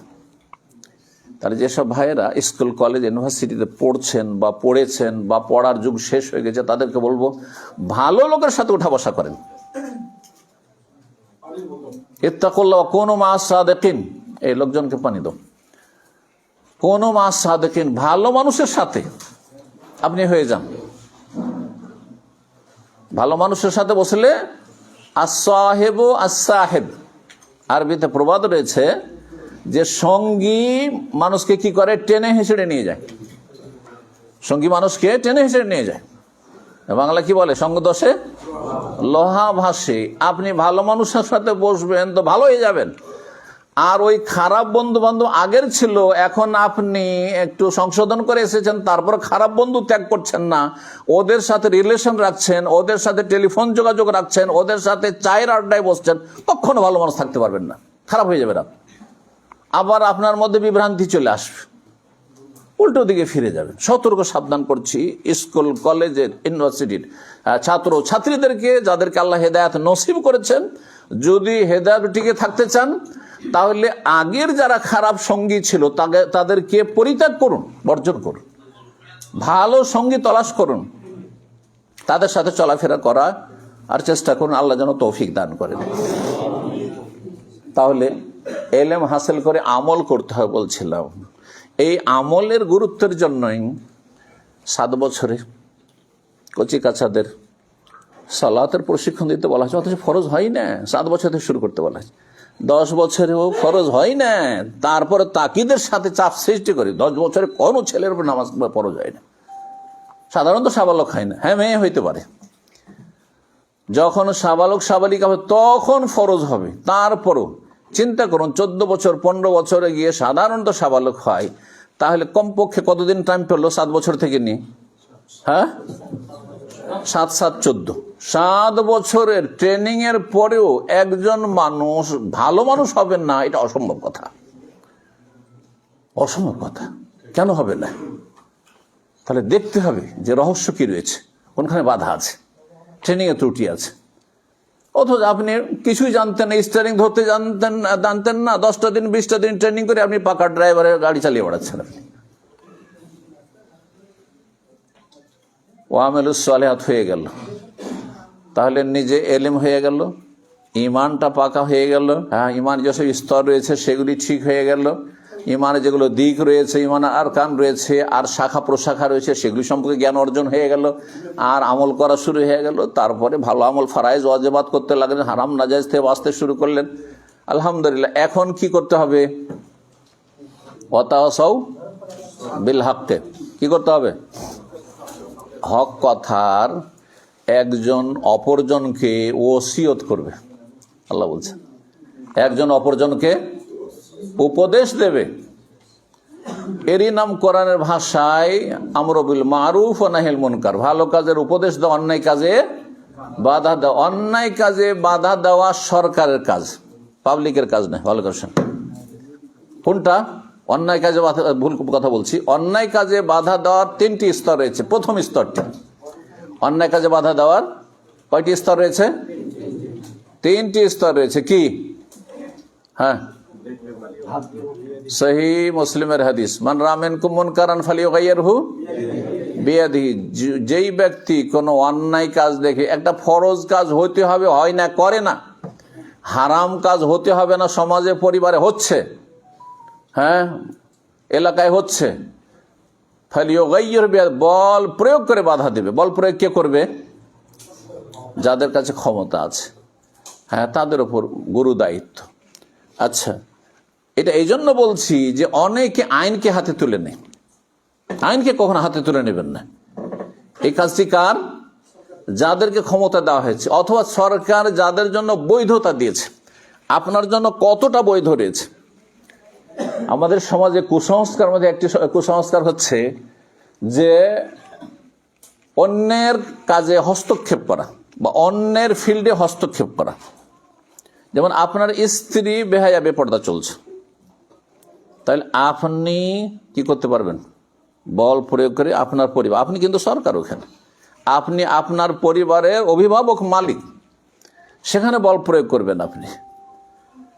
তারপরে ভাইয়ের স্ত্রী মাথায় কাপড় দেয় না, বেহায়া বেপর্দা চলাফেরা করে, ওড়নাটা নিয়ে তার মাথাতে পেঁচিয়ে দিতে পারবেন আপনি? জায়েজ আপনার জন্য? মারতে পারবেন? হ্যাঁ, যে পর্দা না করলে হাত পা ভেঙে দেবো, এইরকমই না সমাজ আমাদের। হ্যাঁ, চোর চুরি করলো, গণপিটুনি দিয়ে মেরে দিল। হ্যাঁ, ছিনতাইকারী ছিনতাই করলো, অথবা ধরেন পকেটমারি করলো, কাউকে সন্দেহ হলো যে চোর, তখন গণপিটুনি দিয়ে মেরে দিলেন। জায়েজ? হারাম। সরকারের কাজ হাতে নিয়ে নিলেন, এটা হচ্ছে সীমা লঙ্ঘন করা। এটা হচ্ছে খারেজিদের, জঙ্গিদের কাজ। এটা হচ্ছে চরমপন্থীদের কাজ। ইসলাম চরমপন্থাকে অস্বীকার করে, ইসলাম হচ্ছে মধ্যম পন্থা। কথা বুঝতে পারছেন না? সুতরাং অন্যের কাজ নিজের হাতে তুলে নেবেন না। তাহলে অপরাধীকে যাদের বিচার করার অধিকার আছে তাদের হাতে তুলে দেবেন। এ না যে অপরাধীকে লুকিয়ে রাখবেন না, বা এটাও জায়েজ নয়। কথা বলছেন তো? কিন্তু অন্যের জায়গায় আপনি দখলদারি দেখাবেন না। ওয়াতাওয়াসাউ বিল হক, কোরআনের ভাষায় বলছিল, হ্যাঁ, যে 3টি স্তরের কথা বলছেন। প্রথম স্তরে বল প্রয়োগ করা হয় শাসকের কাজ, আর না হলে কার কাজ? আপনি আপনার ঘরের প্রধান, আপনার কাজ। এমন 5 ভাই আপনারা আছেন, একই অন্যে আছেন, মনে করছেন আমরা একটা পরিবার, তো আর একটা পরিবার, তখন আমরা ভাইয়ের বউ অথবা ভাবির ওপর আপনি কি করছেন? হাত তুলছেন, অথবা তার উপর আপনি চাপ সৃষ্টি করছেন। না, আপনার ভাইকে দিয়ে করাইতে হবে। শ্বশুর বউকে মারধর করছে, এগুলো সোশ্যাল মিডিয়াতে আজকাল বাঙালি সমাজে দেখা যাচ্ছে। শ্বশুর বৌমাকে, ছেলের বউকে মারধর করছে, হারাম কাজ এটি। তার অধীনস্থ না, তার সাথে খাওয়া দাওয়া করছে, তার ছেলের অধীনস্থ তার স্ত্রী, তার কে সে? এই দেশি তরিকাতে ইসলাম বুঝলে হবে না, ইসলামের তরিকাতে ইসলাম বুঝতে হবে, যাতে করে অশান্তি সৃষ্টি না হয়। এর তো রিয়াকশন হতে পারে, রিয়াকশন হতে গিয়ে পারিবারিক কলহ বিবাদ হতে পারে। হ্যাঁ, ছেলের মধ্যে আক্রোশ চলে আসতে পারে, ছেলে বউকে এত ভালোবাসে যে বাপের শত্রু হয়ে যেতে পারে, মায়ের শত্রু হয়ে যেতে পারে, মায়ের গায়ে হাত তুলতে পারে, বাপের গায়ে হাত তুলতে পারে। ক্ষয়ক্ষতির দিকগুলি রয়েছে। যে কথাগুলি বলছিলাম, এই কথাটি বোঝানোর জন্য ওয়াতাওয়াসাবিল হাক্কের ক্ষেত্রে যে বল প্রয়োগ করার বিষয়টি, শেষই যার হাতে আল্লাহ ক্ষমতা দিয়েছেন বা যাকে বৈধতা দিয়েছেন তার জন্য, এক কথা সংক্ষেপে। তারপরে দ্বিতীয় স্তর কথার দ্বারা। এই কথার দ্বারা ভালো মানুষ বানাইতে হবে, খারাপ মানুষের সংখ্যা কমাইতে হবে, চোরের সংখ্যা কমাইতে হবে, হ্যাঁ, অসৎ লোকের সংখ্যা কমাইতে হবে, বেঈমানদের সংখ্যা কমাইতে হবে, বেনামাজির সংখ্যা কমাইতে হবে, হ্যাঁ, যারা মদখোর তাদের সংখ্যা কমাইতে হবে, গাঁজাখোরদের সংখ্যা কমাইতে হবে, জুয়ারিদের সংখ্যা কমাইতে হবে। এক কথায় সামাজিক বা বিভিন্ন রকমের যেসব অপরাধ রয়েছে, বিভিন্ন অপরাধে যারা জড়িত তাদের সংখ্যাকে কমাতে হবে, ভালো মানুষের সংখ্যা বাড়াইতে হবে। এটি ইসলামের মূলনীতি। এটি দ্বিতীয় যে স্তর, সেটা হচ্ছে ফাবেলিসানেহি, কথার দ্বারা। হ্যাঁ, বিভিন্ন রকমের দিনী দর্শের মাধ্যমে, দিনী আলোচনার মাধ্যমে, দিনী মাহফিল আওয়াজের মাধ্যমে, অথবা লিখনির মাধ্যমে, বিভিন্ন গ্রুপে ইসলামের কথা, ইসলামের উত্তম আদর্শের কথা প্রচার প্রসারের মাধ্যমে, বিভিন্ন যতগুলি মাধ্যম রয়েছে বৈধ মাধ্যম, সেসব মাধ্যম দিয়ে। তো এই উদ্দেশ্যে আমাদেরকে কাজ করে যেতে হবে ওয়াতাওয়াসাবিল হাক্কের ক্ষেত্রে।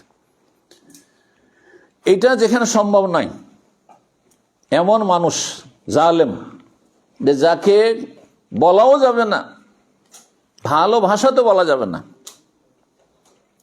বললে সেখানে বড় ধরনের ক্ষয়ক্ষতি হতে পারে, অশান্তি সৃষ্টি হতে পারে, তখন ফাবে কালবেহি, অন্তর থেকে ঘৃণা করে প্রতিবাদ করতে হবে। অন্তর থেকে পাপকেও ঘৃণা করতে হবে, পাপীকেও ঘৃণা করতে হবে। এটি ভুল কথা। আমাদের দেশের মুসলিম সমাজে পাপকে ঘৃণা করো, পাপীকে ঘৃণা করিও না, বরং পাপ আর পাপী অতপ্রতভাবে জড়িত, সুতরাং দুটোকে ঘৃণা করতে হবে, কিন্তু ঘৃণা প্রকাশ করতে হবে না। এখানে গিয়ে অনেকে ভুল বুঝে, আর যার ফলে বলে এই ও পাপী, ওকে সালামই দেব না। না, যে কোনো মুসলিম যতক্ষণ ইসলামের গণ্ডিতে আছে, কাফের মোরতাদ হয়ে যায়নি, ততক্ষণ সালাম পর অধিকার রাখে। ফাঁসেকে সালাম দেবেন না আপনি? একটা লোকে দাঁড়িয়ে নেই সেজন্য সালাম দেবেন না? একটা লোক ধূমপান করে সে সালাম দেবেন না? হ্যাঁ, এটা হলো বিভিন্ন হারাম খায় সেজন্য তাকে সালাম দেবেন না আপনি? না, মোটেই না, ভুল কথা এটি, এগুলো চরমপন্থা। অন্তর থেকে ঘৃণা করা মানে ঘৃণা প্রকাশ করা নাই। যদি ঘৃণা প্রকাশ করে সংশোধন হয় তাহলে কখনো প্রকাশ করা যেতে পারে। অধিকাংশ ক্ষেত্রে ঘৃণা প্রকাশ করলে সংশোধন হয় না, আরো মানুষ বিদ্রোহী হয়ে যায়, বিদ্বেষী হয়ে যায়, আপনার কথা শুনতে চাইবে না, আমার কথা শুনতে চাইবে না। যদি একটা মদখোরকে বলেন যে তোমাকে আমি ঘৃণা করি, আর বলেন মদ খাওয়া হারাম, এটি হচ্ছে উম্মুল খাবায়েস, সমস্ত পাপের জড়, আপনার কথা শুনবে? হ্যাঁ, কোরআন আয়াত যদি পড়েন, হাদিস শোনান, শুনবে? কেন শুনবে না? তুমি তোমাকে ঘৃণা করো, তাই না? না, তাহলে এই যে বুঝগুলি রয়েছে অনেকে ক্লিয়ার করে বলে না, যার ফলে অন্তর থেকে ঘৃণা করে প্রতিবাদ করতে হয়, মানে ঘৃণা প্রকাশ করতে হবে, এই কথা তো নাই। এই সামান্য ভুল বোঝার কারণে নিজেও বিভ্রান্ত, আর আপনি লাভের জায়গায় ক্ষতি করে ফেলছেন। আপনি এই কাজটি করবেন না। যে কথাটা বলছিলাম ওয়াতাওয়াসাবিল হক সম্পর্কে, এটি হচ্ছে আপনার ইসলাহি কাজ, এর অপর নাম কোরআনের ভাষায় সংশোধনমূলক কাজ। সংশোধনমূলক কাজ করবে, এর নাম হচ্ছে দাওয়া ইলা আল্লাহর দিকে ডাকা, এর নাম হচ্ছে আল্লাহর দিনের দিকে ডাকা, এর নাম হচ্ছে জান্নাতের দিকে ডাকা। এ কোরআনের ভাষা, একে আল্লাহর মাগফিরাতের দিকে আহ্বান করা। বিভিন্ন ভাষা রয়েছে কোরআনে কারীম। এই কাজটি অত্যন্ত ফজিলতপূর্ণ কাজ, মহত্বপূর্ণ কাজ। এক্ষেত্রে দু একটি পয়েন্ট বলি। স্বয়ং আল্লাহ রাব্বুল আলামিন কোন দিকে মানব জাতিকে ডাকছেন? শান্তির দিকে না অশান্তির দিকে? শান্তির দিকে, তাই না? আল্লাহ বলছেন ওয়াল্লাহু ইয়াদউ ইলা দারিস সালাম, আল্লাহ তোমাদেরকে ডাকছেন, খুব সহজ ভাষায় বলছি, আল্লাহ তোমাদেরকে আহ্বান করছেন, ডাকছেন কোন দিকে? দারুস সালামের দিকে। দার মানে ঘর, আর আসসালাম মানে আলহামদু মানে কি সমস্ত প্রশংসা, সার্বিক, তাই না, যাবতীয় প্রশংসা। ঠিক ওইরকম আসসালাম, সালাম শান্তি, আর আসসালাম যখন বলবেন তখন ওই আলহামদুর মতোই তর্জমা করেন, তাইলে যাবতীয় শান্তির দিকে, যাবতীয় শান্তির ঘরের দিকে আল্লাহ ডাকছে, যেখানে সার্বিক শান্তি রয়েছে। আল্লাহু ইয়াদু ইলা দারিস সালাম। তাহলে দিনের দাওয়ার কাজ, দিনের দিকে আহ্বান করা, ভালো মানুষ বানানো মানুষকে, এটি হচ্ছে শান্তির ঘরের দিকে আহ্বান করা। এটি কার কাজ? প্রথম, সর্বপ্রথম আল্লাহর কাজ। স্বয়ং আল্লাহ এই কাজটি করেছেন, স্বয়ং আল্লাহ এই কাজটি করেছেন। তারপরে এখানে আর একটি জিনিস শিখার বিষয় রয়েছে, এবং আমাদের পাশে প্রতিবেশী যারা মুসলিম রয়েছে তাদেরকে মেসেজ দেওয়ার বিষয় রয়েছে, যে আমরা আসসালাম শান্তি দিই, পিসের দিকে ডাকছি, কিন্তু আমরা অশান্তি দিয়ে ডাকি না। কারণ আমাদের রব সৃষ্টিকর্তা, আমাদের আল্লাহ, তিনি কোন দিকে ডাকছেন? শান্তির ঘরের দিকে ডাকছেন, অশান্তির ঘরের দিকে ডাকছেন, অশান্তির ঘরের দিকে ডাকছেন না। আল্লাহু ইয়াদু ইলা দারিস সালাম ওয়া ইয়াহদি মান ইয়াশাউ ইলা সিরাতিন মুস্তাকিম। অন্য আয়াতে বলছে আল্লাহু ইয়াদু ইলাল জান্নাতি ওয়াল মাগফিরাতি বিইজনিহি। আল্লাহ তোমাদেরকে ডাকছেন কোন দিকে? ইলাল জান্নাতে, জান্নাতের দিকে ডাকছেন। ওয়াল মাগফিরা, আর কোন দিকে ডাকছেন? তার ক্ষমার দিকে, মার্জনা দিয়ে ডাকছেন। যখন মানুষের সাথে শত্রুতা হয়ে যায়, মনোমালিন্য হয়ে যায়, তখন কি ডাকে, ইশারা ইঙ্গিতে যে আমরা একটু মিলে যাই, না পালাবার চেষ্টা করে? তাহলে মানুষের চিন্তা চেতনা কত সংকীর্ণ। কারোর সাথে শত্রুতা হলে ও আপনাকে দেখে পালাচ্ছে, আপনি ওকে দেখে পালাচ্ছেন, আপনি ওকে এড়িয়ে যাচ্ছেন, সে আপনাকে এড়িয়ে যাচ্ছে। পক্ষান্তর রব্বুল আলামিন কি করছেন? সমস্ত মানুষকে ডাকছেন কোন দিকে? আসো ক্ষমা করব, এরা মাগফিরা, আসো ক্ষমা করব।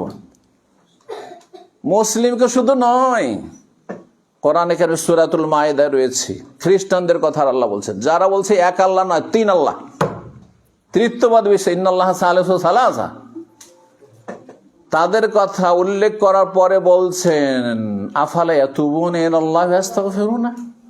আরে আল্লাহর কাছে তওবা করে ফিরে আসবে না? হ্যাঁ, আল্লাহর কাছে ফিরে আসবে না তওবা করে? আল্লাহর কাছে ক্ষমা চাও, ইয়াস্তাগফিরুনা, ক্ষমা চাইবে না? আরে ক্ষমা চাও, তওবা করো। অথচ বড় শিরক করেছে, ইন্না শিরকা লাযুলমুন আযীম, তাদেরকে ডাকছেন আল্লাহ রাব্বুল আলামিন। চিন্তা করুন, তাহলে আপনি যতই বড় অপরাধী হন না কেন, আপনি আল্লাহ পরকালে বিশ্বাসী, আল্লাহকে ভালোবাসেন, হ্যাঁ, রসুলকে ভালোবাসেন, ইমান ইসলামকে ভালোবাসেন, কোরআনকে ভালোবাসেন, আপনি মসজিদকে ভালোবাসেন, আপনি আল্লাহর ইবাদত বন্দেগী ভালোবাসেন, কিন্তু নসিব হয় না, হতভাগা। আপনি তওবা করে ফিরে আসুন, আল্লাহর কাছে ক্ষমা চান, অতীতের সমস্ত গুণ আল্লাহ মাফ করবেন। আল্লাহ যেন সবাইকে তৌফিক দান করেন। এই মোবারক সময় এই দোয়াগুলি যেন আল্লাহ কবুল করেন। সম্মানিত ভাতৃমণ্ডলী, আল্লাহ স্বয়ং ডাকছেন। আর নবী রসুলদের পেশা কি ছিল? প্রত্যেকের একটা করে পেশা আছে, তাই না? কেউ চাকরিজীবী, চাকরিটা তার পেশা, হ্যাঁ, কেউ কৃষি কাজ করে, হ্যাঁ, কৃষি কাজই তার পেশা, হ্যাঁ, কেউ ব্যবসায়ী, ওইটাই পেশা তার, কেউ হাতের কাজ করে, বিভিন্ন রকমের পেশা দুনিয়াতে রয়েছে। নবী রসুলগণের পেশা কি ছিল? আল্লাহর দিকে ডাকা, দিনের দিকে আহ্বান করা। সমস্ত নবী রসুলগণের কাজ একটাই ছিল, আল্লাহর দিকে আহ্বান করা। তাহলে যারা এতে অংশ নিতে পারবে তারা কত ভাগ্যবান। সবচেয়ে ভালো পেশা হচ্ছে এই পেশাটি, সবচেয়ে ভালো পেশা হচ্ছে এই পেশাটি। কেন? একজন মানুষ এখানে পুঁজিপতি পয়সাওয়ালা আসলো, আর কোন একজন লোককে 1 কোটি টাকা দিয়ে দিল, যা উদ্ধার করে দিলাম, আরে আরো বেশি 10-20 কোটি দিয়ে দিল, ধরেন যা তোকে উদ্ধার করে, জীবন সারা জীবন বসে খেতে পারবি। কিন্তু সেই ব্যক্তি পাপিষ্ট, যাকে এই কোটি কোটি টাকা দিয়ে উদ্ধার করে দিল, সারা জীবন তো খুব সুখে খেললো, শেষখানে মরলে কোথায় যাবে? জান্নাতে না জাহান্নামে? জাহান্নামে। পক্ষান্তরে একজন একটা টাকাও জীবনে দিতে পারলো না, কিন্তু জাহান্নামের রাস্তায় চলেই গেছে। অকুনতুম আলা শাফা হুফরাতিন মিনান নার, জাহান্নামের কিনারে চলেই গিয়েছিলে, ফাআনকাযাকুম মিনহা, আল্লাহ তোমাদেরকে রক্ষা করলেন এই নবী রাসূলের মাধ্যমে, নবী রাসূলের ওয়ারিস উলামায়ে কেরামদের মাধ্যমে, দুআতদের মাধ্যমে, মুসলিহিনদের মাধ্যমে, সংস্কারকদের মাধ্যমে। তো তুমি কোথায় জাহান্নামের রাস্তায় চলে গেছিলে, সেখান থেকে তোমাকে ফিরিয়ে নিয়ে এসে জান্নাতের রাস্তা লাগিয়ে দিয়েছে। আপনি যদি পথের ফকিরও হন, পেটে ভাত নেই, শীত বস্ত্র নেই, বসবাসের মতো ভালো বাড়ি ঘর নেই, কিছুই নেই হয়তো, কিন্তু আপনার কাছে হেদায়েতের নিয়ামত আছে, ঈমান ইসলামের নিয়ামত আছে, মরলে কোথায় যাবেন? জাহান্নামে যাবেন নাকি না জান্নাতে যাবেন? অবশ্যই জান্নাতে যাবেন, ঠিক না? তাহলে কত বড় ভালো পেশা, চিন্তা করেন কাজটি। এই পেশাতে সামান্য যদি অংশ রাখতে পারেন, সামান্য একটু বসে অংশ, যেখানে বসলেন এসে অনেক বড় কাজ করলেন, এবং এই পথে অবিচল থাকতে হবে। এটা নয় যে টেম্পোরারি। যারা আজকাল মুসলিমদের অবস্থা হচ্ছে, মৌসুমি ইবাদত বন্দী পছন্দ করে অন্যদের মতো, অন্যদের যেমন সিজনাল কিছু, হ্যাঁ আরাধনা উপাসনা আছে, হ্যাঁ কিছু আছে, ধর্মকর্ম আছে, ঠিক তেমনি অধিকাংশ মুসলিমরা তাই পছন্দ করে। এই জন্য রমজানে মুসল্লি হয়ে যায়, বাপ-মা মরলে মুসল্লি হয়ে যায়, বালা মুসিবত আসলে মুসল্লি হয়ে যায়, মক্কা মদিনে গেলে একবারে খুব পরেশগার হয়ে যায়, হ্যাঁ হজ উমরায় গিয়েছে, সে খুব মুসল্লি হয়ে গেছে, খুব ধার্মিক হয়ে গেছে, আবার এসে হারাম জীবন যাপন করছে। না, এটা হইলে হবে না। এই জন্য আল্লাহ বলছে ওয়াতাওয়া সবিস সবরে, একে অপরকে সবরের জন্য, ধৈর্যের জন্য উপদেশ দেবে। কে বলতে পারে আপনাদের মধ্যে যে সবর কত প্রকার? এটা দিয়ে আলোচনা শেষ করে দেবো। হ্যাঁ, 3 প্রকার। মাশাআল্লাহ, কি কি? আলাল মাসিয়া না আনিল মাসিয়া? আনিল মাসিয়া। হ্যাঁ, গোলমাল, প্রিপোজিশনে গোলমাল হয়ে যাবে। ইংরেজি যেমন প্রিপোজিশনের কায়দা গ্রামার আছে, তেমনি আরবিতে আছে সেলা। হ্যাঁ, আসসাবর আনিল মাসিয়া, হ্যাঁ আসসাবর আলাল বালা ওয়াল মাসাইব। সবর, ধৈর্য। ধৈর্য মানে বুঝেন যে বালা মুসিবত আসলে ধৈর্য ধরতে হবে। কেউ মরে গেলে, কিছু হতাহত হলে, ক্ষয়ক্ষতি হয়ে গেলে বালা মুসিবতে ধৈর্য ধরে না।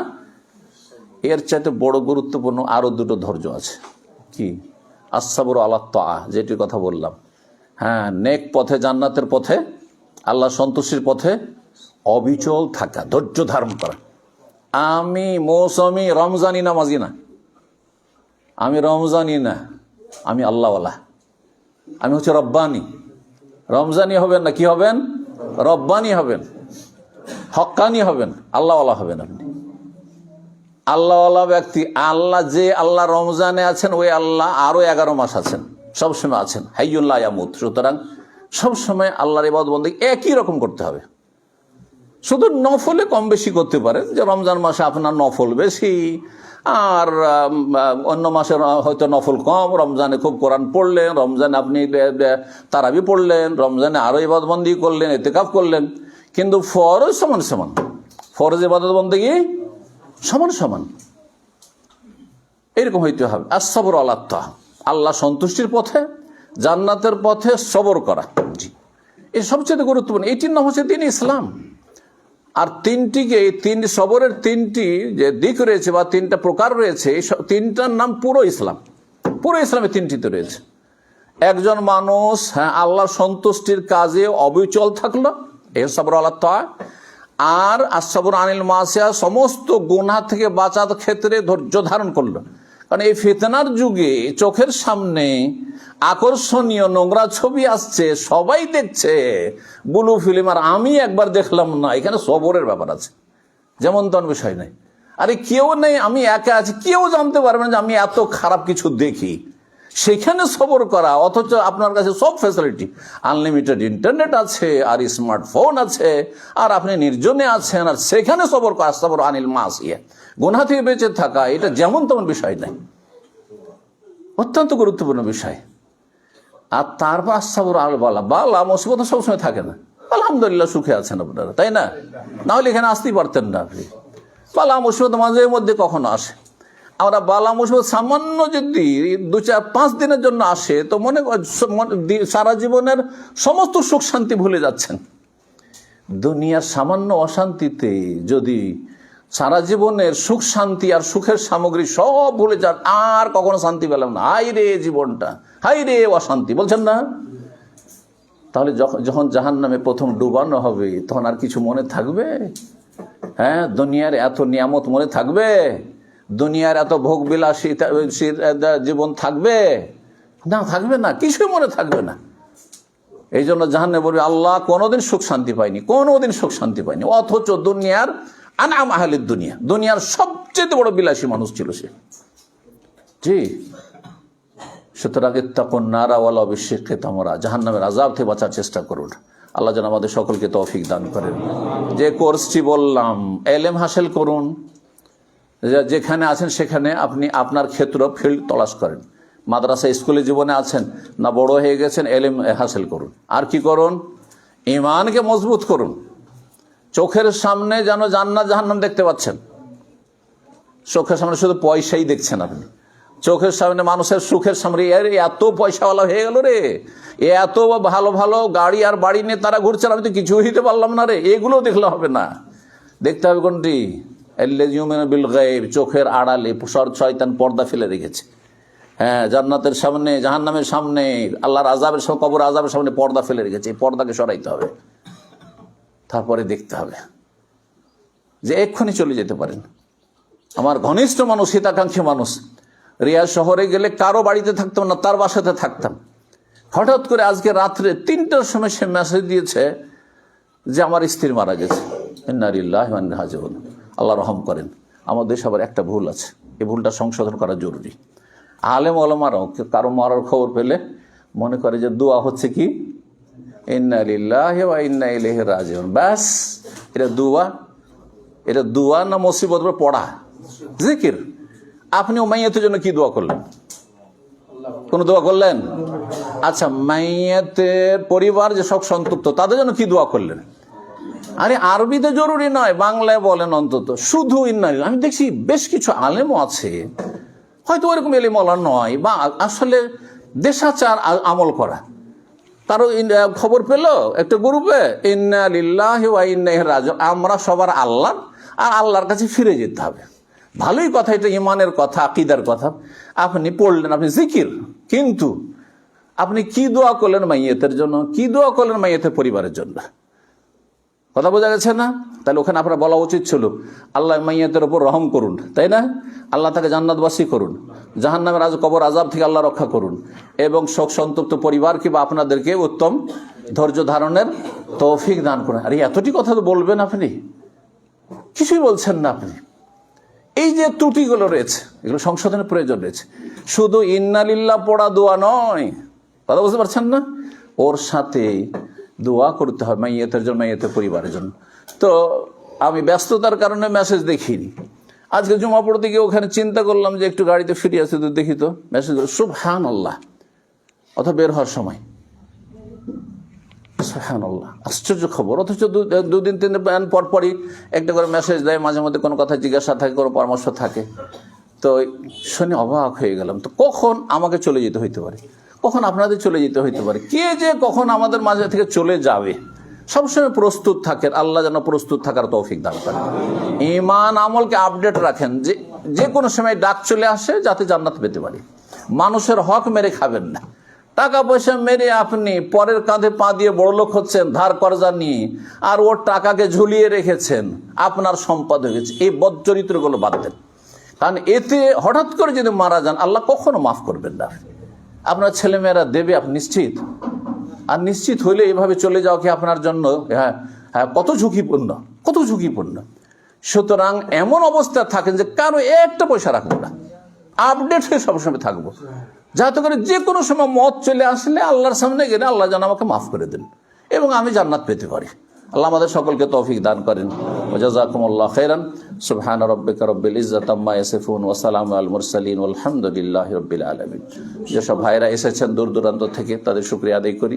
জাযাকুমুল্লাহু খাইর, এবং দোয়া করি আল্লাহ আপনাদের কদমে কদমে যে নেকি দান করেন, এবং আল্লাহ রাব্বুল আলামিন মধ্যম পন্থা অবলম্বনে তৌফিক দান করেন। না বাড়াবাড়ি, না ছাড়াছাড়ি, না গলু ইফরাত তাফরিদ। আর আল্লাহ রাব্বুল আলামিন যেন আমাদের সকল ফিতনা ফাসাদ থেকে, অশান্তি থেকে আল্লাহ যেন বাঁচিয়ে রাখেন, জালেমের জুলুম থেকে আল্লাহ রক্ষা করেন। রব্বানা লা তাজআলনা ফিতনাতান লিল কওমিজ জালিমিন ওয়া নাজ্জিনা বিরহমাতিকা মিনাল কওমিল কাফিরিন। ওয়া জাযাকুমুল্লাহু খাইর। আল্লাহ আপনাদের ভালো করুন, এবং যারা কাছে এলাকার মানুষ আছেন তাদের শুকরিয়া আদায় করি, এবং তাদের সার্বিক সহযোগিতা কামনা করি। আর ইনশাআল্লাহ তাআলা এখানে আমাদের ডক্টর আতিকুল্লাহ সাহেব আছেন, আর আমাদের এখানে স্থানীয় আমাদের ইয়াকুব আছেন, আর তারপরে আমাদের আরও আব্দুল সালাম আছেন, যেসব ভাইরা এক কথায় আছেন, নুরুল ইসলাম সাহেব আছেন, স্থানে যারা আছেন ইনশাআল্লাহ সার্বিক সহযোগিতা তাদের কাছ থেকে বিশেষভাবে তারা থাকবেন এবং তারা এইখানে চেষ্টা করবেন যে সাপ্তাহিক কিছু দিনই তালিম করা যায় কিনা, এমন লোকদের তালিম যাদের তালিমের ব্যবস্থা মাদ্রাসায় নেই, এমন শিক্ষা যাদের শিক্ষার ব্যবস্থা মাদ্রাসায় নেই, যেমন যারা বড় হয়ে গেছে তাদের আরো হয়তো মাদ্রাসায় গিয়ে শিখার সময় নেই, তারা এখানে এসে কিছু শিখবে, যারা কোরআন পড়তে পারে না তারা কোরআনটা শিখে নেবে, যাদের দোয়া সূরা মুখস্থ নাই, জিকির আজকার মুখস্থ নাই, তারা এগুলো মুখস্থ করবে, এবং যাদের আকীদা আমলের জ্ঞান নাই, ফিকহি মাসলা মাসাইলের জ্ঞান নাই, তারা এখানে জ্ঞান অর্জন করবে। আল্লাহ রাব্বুল আলামিন যেন এটিকে মোবারক করেন এবং আল্লাহ রাব্বুল যেন কবুলিয়াত দান করেন। জাযাকুল্লাহ খাইর। হ্যাঁ ইনশাআল্লাহ অবস্থা বলবে, অবস্থা, হ্যাঁ যারা এখানকার অবস্থা যারা আছেন তারা অবস্থা বুঝে ব্যবস্থা করবে ইনশাআল্লাহ। জি, জেনারেল শিক্ষিতরা কি দাওয়াতের কাজ করতে পারে? একটা প্রশ্ন।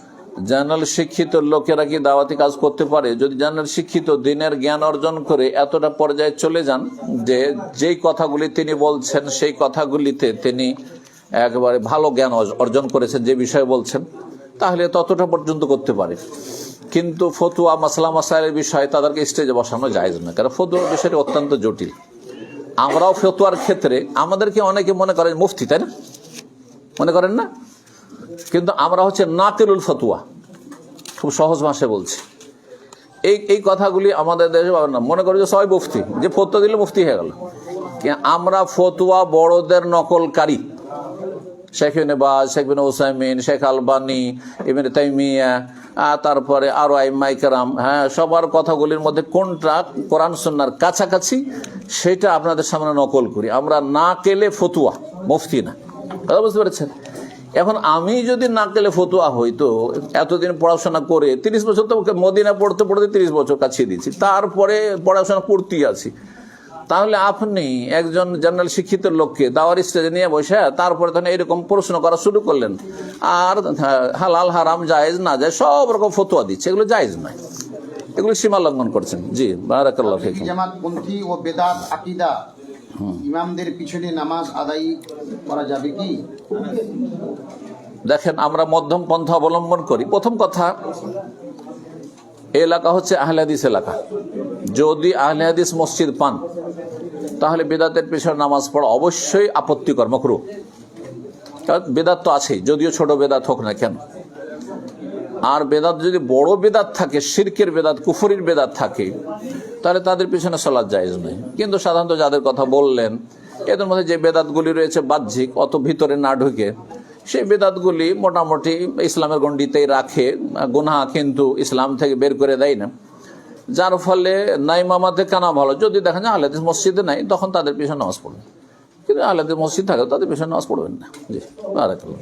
একটা প্রশ্ন, যে আল্লাহ যাকে চান হেদায়েত দান করেন আর যাকে চান পথভ্রষ্ট করেন, আমি যে পথভ্রষ্ট, এটা কি আল্লাহর জন্য?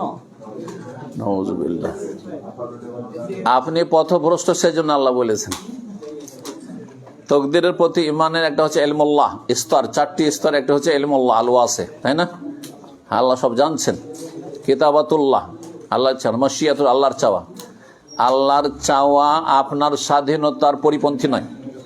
হ্যাঁ, আপনার আল্লাহর জ্ঞান, আল্লাহর এলেম আপনার স্বাধীনতার পরিপন্থী না। আচ্ছা, এখন এখান থেকে উঠে কেউ বাড়ি চলে গেল আর কেউ মসজিদে গেল, তো যারা মসজিদে গেল না নামাজ পড়তে, বাড়িতে গিয়ে ঢুকে গেল, নামাজ পড়লো না, বেনামাজি, তাদেরকে কি আল্লাহ বেঁধে নিয়ে গেছে বাড়িতে, না স্বাধীনভাবে গিয়েছে? স্বাধীনতা ফিল করছেন না? যারা এখানে বসে আছে আর দমানা স্ট্যান্ডে বসে আছে, স্বাধীনভাবে ওরা বসে আছে, স্বাধীনভাবে স্ট্যান্ড আপনারা বেঁধে নিয়ে এসছে কেউ? এই স্বাধীনতাকে ভালো কাজে লাগানোর জন্য আল্লাহ উত্তম প্রতিদান জান্নাত দেবেন, আর স্বাধীনতাকে খারাপ কাজে লাগানোর জন্য আল্লাহ জাহান্নাম দেবেন। এবার বুঝতে পেরেছেন? তো আল্লাহর তকদির মানে মানুষকে বাধ্য করা নয়, এটা জাবরিয়াদের আকীদা। হ্যাঁ, আর আল্লাহর তকদির নেই, আপনি কাদিরিয়া তকদিরকে অস্বীকার করবেন না। ইসলাম মধ্যম পন্থা সব ক্ষেত্রে। আল্লাহর তকদিরের চূড়ান্ত ফয়সালা আছে, আর আপনার আমার স্বাধীনতা আছে, কর্ম স্বাধীনতা আছে। বুঝতে পারছেন, যেটা অনুভব করছেন। ব্যাংকের সুদ কি করতে হবে? এই একটু চুপ থাকবেন। হ্যাঁ, আপনার চুপচাপ নাস্তা পানি করেন আর প্রশ্নের উত্তরগুলো শোনেন। তাহলে ব্যাংকের সুদ কি করতে হবে? ব্যাংকের সুদ, যারা ব্যাংকের সাথে লেনদেন করতে বাধ্য, যতটা বাধ্য তত সব করে অত লেনদেন করার কোনো প্রয়োজন করে না। কিন্তু যদি যতটা প্রয়োজন তার মধ্যে যেটা আসছে আর করতেই হচ্ছে, সেটাকে মুক্ত হওয়ার জন্য একেবারে অসহায় যাদের হয়তো দান সাদকা জাকাত দিয়েও চিকিৎসা হবে না, মরে যাবে, অথবা ভিটে মাটিও নেই বা বাড়িঘর ভেঙে পড়ে গেছে, এই শীতকালে বাইরে একটা রাত কাটানো মুশকিল, এইরকম যারা নেহাত গরিব তাদেরকে মুক্ত হওয়ার জন্য, তাখাল্লুসের জন্য দেবেন, তাকাররুবের জন্য, আল্লাহ সন্তুষ্টির জন্য নয়। মানে নেকি হবে না, হারাম পয়সা দিয়ে নেকি হবে না, কিন্তু জাহান্নামের আযাব থেকে মুক্তি পেয়ে যাবেন। বুঝতে পারছেন? আর এছাড়া আমি মনে করি যে এটি ফতোয়া হচ্ছে মধ্যম পন্থা অবলম্বন করা, কারণ বুতুনুল মুসলিমিনা আউলা মিন গায়রি, মুসলিম ক্ষুধার্ত ব্যক্তির পেট অন্যের চাইতে বেশি হক রাখে। জি। আমি মুসাফির, স্থানীয় ইমামের পিছনে 4 রাকাত সালাত, বিশিষ্ট সালাতের আমি ইমামের পিছনে 1 বা 2 রাকাত পাই, তো আমি এই অবস্থায় কি করব? আমি কি 4 রাকাত পড়বো না 2 রাকাত পড়ে সালাম ফিরব? ইমাম মুকিম না, ইমাম মুকিম, ওর পিছনে আমি ইমাম যদি মুকিম হয় তো আপনাকে কসর করার অধিকার নেই, কসর করতে পারবেন না। জি, ইমামের পেছনে আপনাকে পুরো সালাত পড়তে হবে। যদিও 1 রাকাত 2 রাকাত পেয়েছেন, মনে করছেন 2 রাকাত পেলাম তো আমি সালাম ফিরেই দিই আমার সাথে, না, জায়েজ না।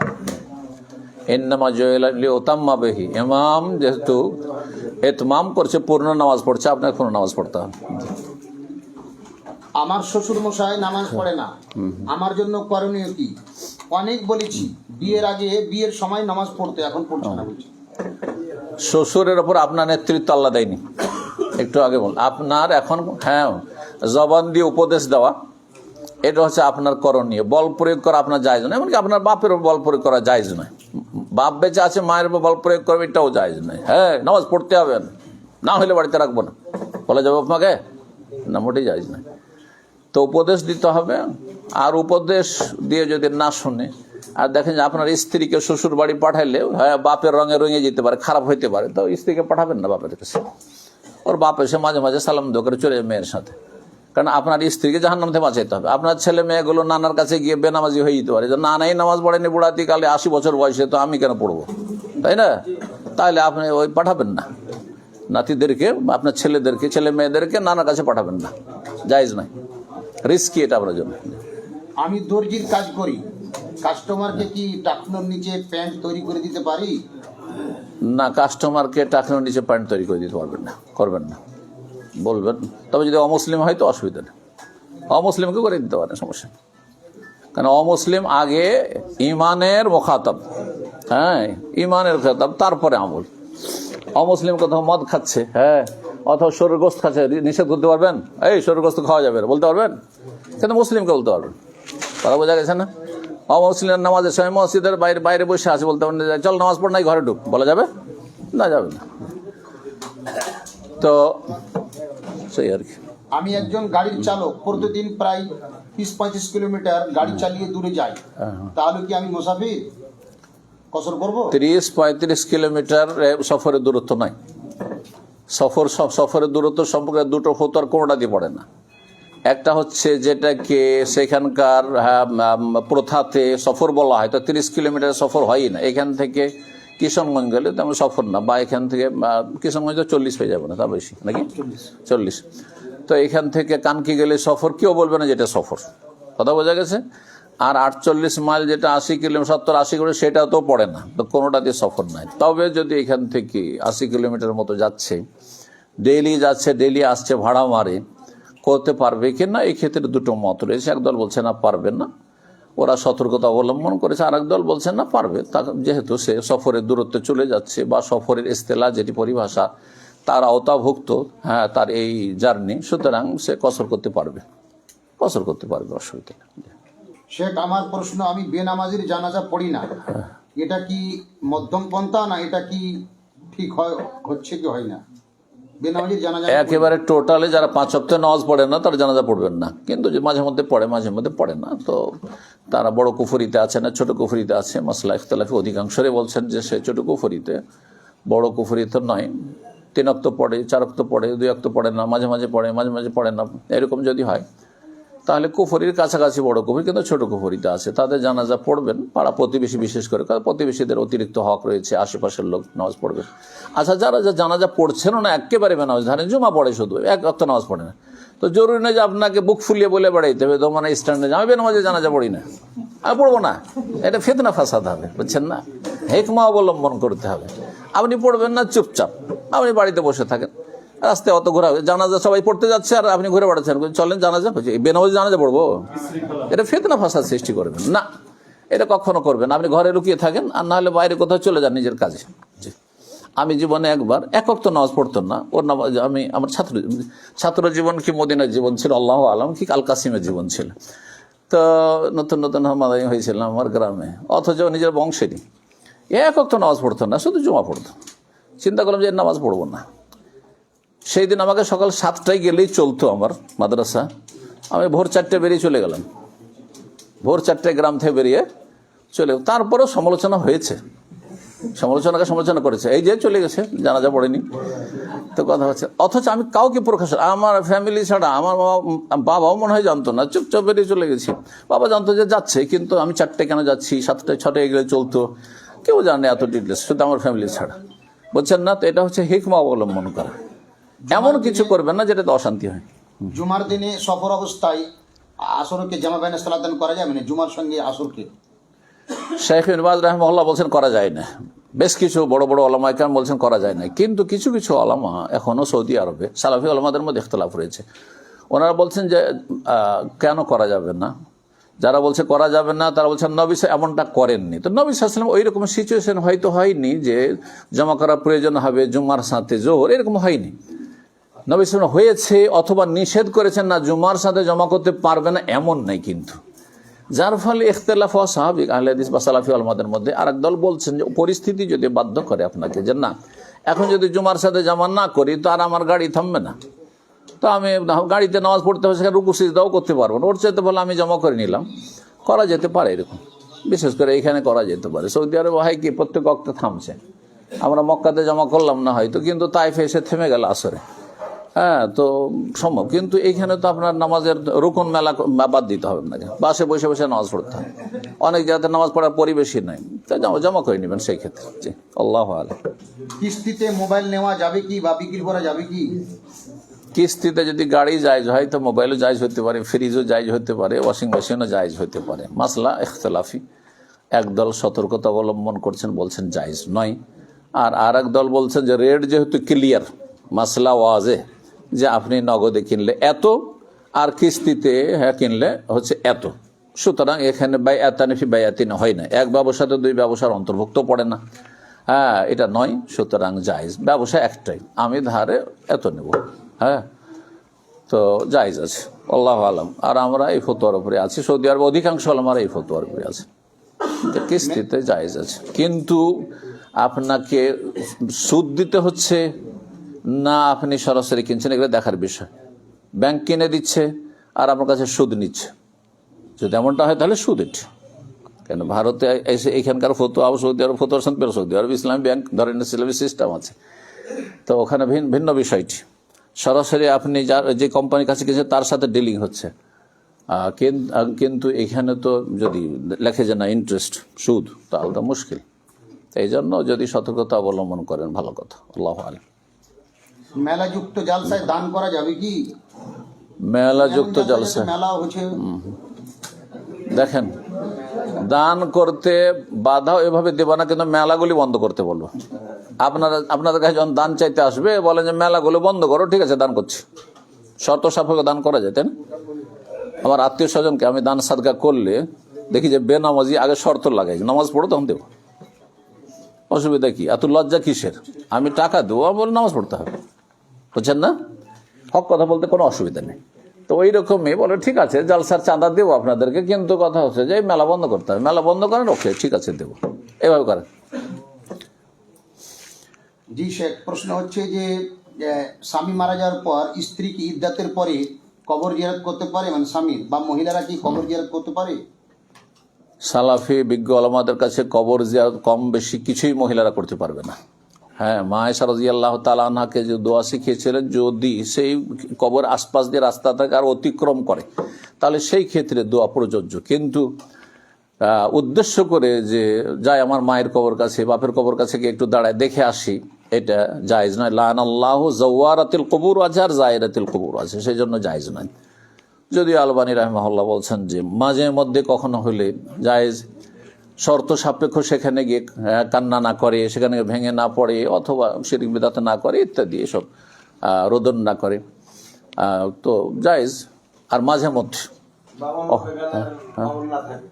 অন্য বেগানার কবরে যায় আসে না, ওটা মা আয়েশা রাদিয়াল্লাহু তাআলা আনহা যে উমরের কবরের পরে, উমর কবরের পরে ঢুকতেন না, এটা কোনো ফরজ কাজ নাই। যে কবরে আজনবীর কবর থাকলে ওখানে যাওয়া যাবে না, এটা ফরজ কাজ না। এটা হচ্ছে অধিক তাকওয়ার পরিচয়। হ্যাঁ, অধিক তাকওয়ার পরিচয়। একটা হচ্ছে হালাল হারামের বর্ডার, আর একটা হচ্ছে জোহদ, আর একটা হচ্ছে ওয়ারা। হ্যাঁ, ওয়ারা হচ্ছে জোহদের উপরে। তো এটা হচ্ছে অধিক এহতিয়াত। এই নয় যে কোনো গায়ের মাহারামের কবর আছে সেই জন্য ওখানে যাওয়া যায়। তো গায়ের মাহারামের কবর রাস্তার পাশে, আর ওখানে ওর বাপের কবর, মামার স্বামীর কবর আছে, সালাম দিয়ে যেতে পারবে, বা মুসলিম কবরস্থানে সালাম দিতে পারবে না, অসুবিধা নেই, সালাম দিবে, চলে যাবে। বিড়ি সিগারেট ব্যবসায়ী বা বেনামাজির দাওয়াত গ্রহণ করা যাবে কি? বেনামাজির দাওয়াত, ওর দাওয়াতের সম্পর্ক ওর রোজগারের সাথে, ইনকাম সহ, বেনামাজি হোক আর অমুসলিম হোক। অমুসলিম যদি আপনাকে হালাল খাওয়ায়, হ্যাঁ, অথবা বেনামাজি আপনাকে যেটা খাওয়াচ্ছে হালাল খাওয়াচ্ছে, তাহলে খেতে অসুবিধা নেই। যদি দেখা যায় যে খেলে ফায়দা আছে, ইসলামের ফায়দা, আমার ফায়দা না, ইসলামের স্বার্থে ওকে হয়তো একটু হেদায়েতের বাণী শোনাইতে পারবো, তাহলে ঠিক আছে। কিন্তু যদি দেখা যায় যে না, ওর সাথে দাওয়াত খাওয়ানো ওর রঙে রঙে যেতে, ওর মতো আমিও খারাপ হয়ে যাবো, তাহলে খাবেন না। বুঝলেন? আপনি একজন চিকিৎসকের মতো কাজ করবেন। দাওয়াত না খেলে অসুবিধা হইতে পারে, হ্যাঁ, কলহ বিবাদ হইতে পারে, অশান্তি সৃষ্টি হতে পারে সমাজে, পরিবারে, তাহলে দাওয়াত খাবেন এক মা, নাহলে খাবেন না। হারাম যাদের ইনকাম, যেমন বিড়ির কথা, বিড়ির ইনকাম বললেন, প্রশ্ন হচ্ছে যে যার বিড়ির ব্যবসা আছে, শুধু বিড়ির ব্যবসা আছে না অন্য ইনকাম সোর্স আছে? যদি দেখা যায় 100% তার হারাম ব্যবসা, তাহলে বলবো যে ওই হারাম থেকেই খাওয়াচ্ছে, আর তোরও ইনকাম সোর্স নাই, তাহলে খাবেন না, জায়েজ নয়। আমি নিজের জন্য জায়েজ মনে করি না। কিন্তু সাধারণত হয় গিয়ে যার বিড়ির ব্যবসা আছে, ওর জমি জায়গা আছে, আরও ইনকাম সোর্স আছে, ঠিক আছে। আচ্ছা, ইহুদিরা হারাম করছিল না হালাল করছিল?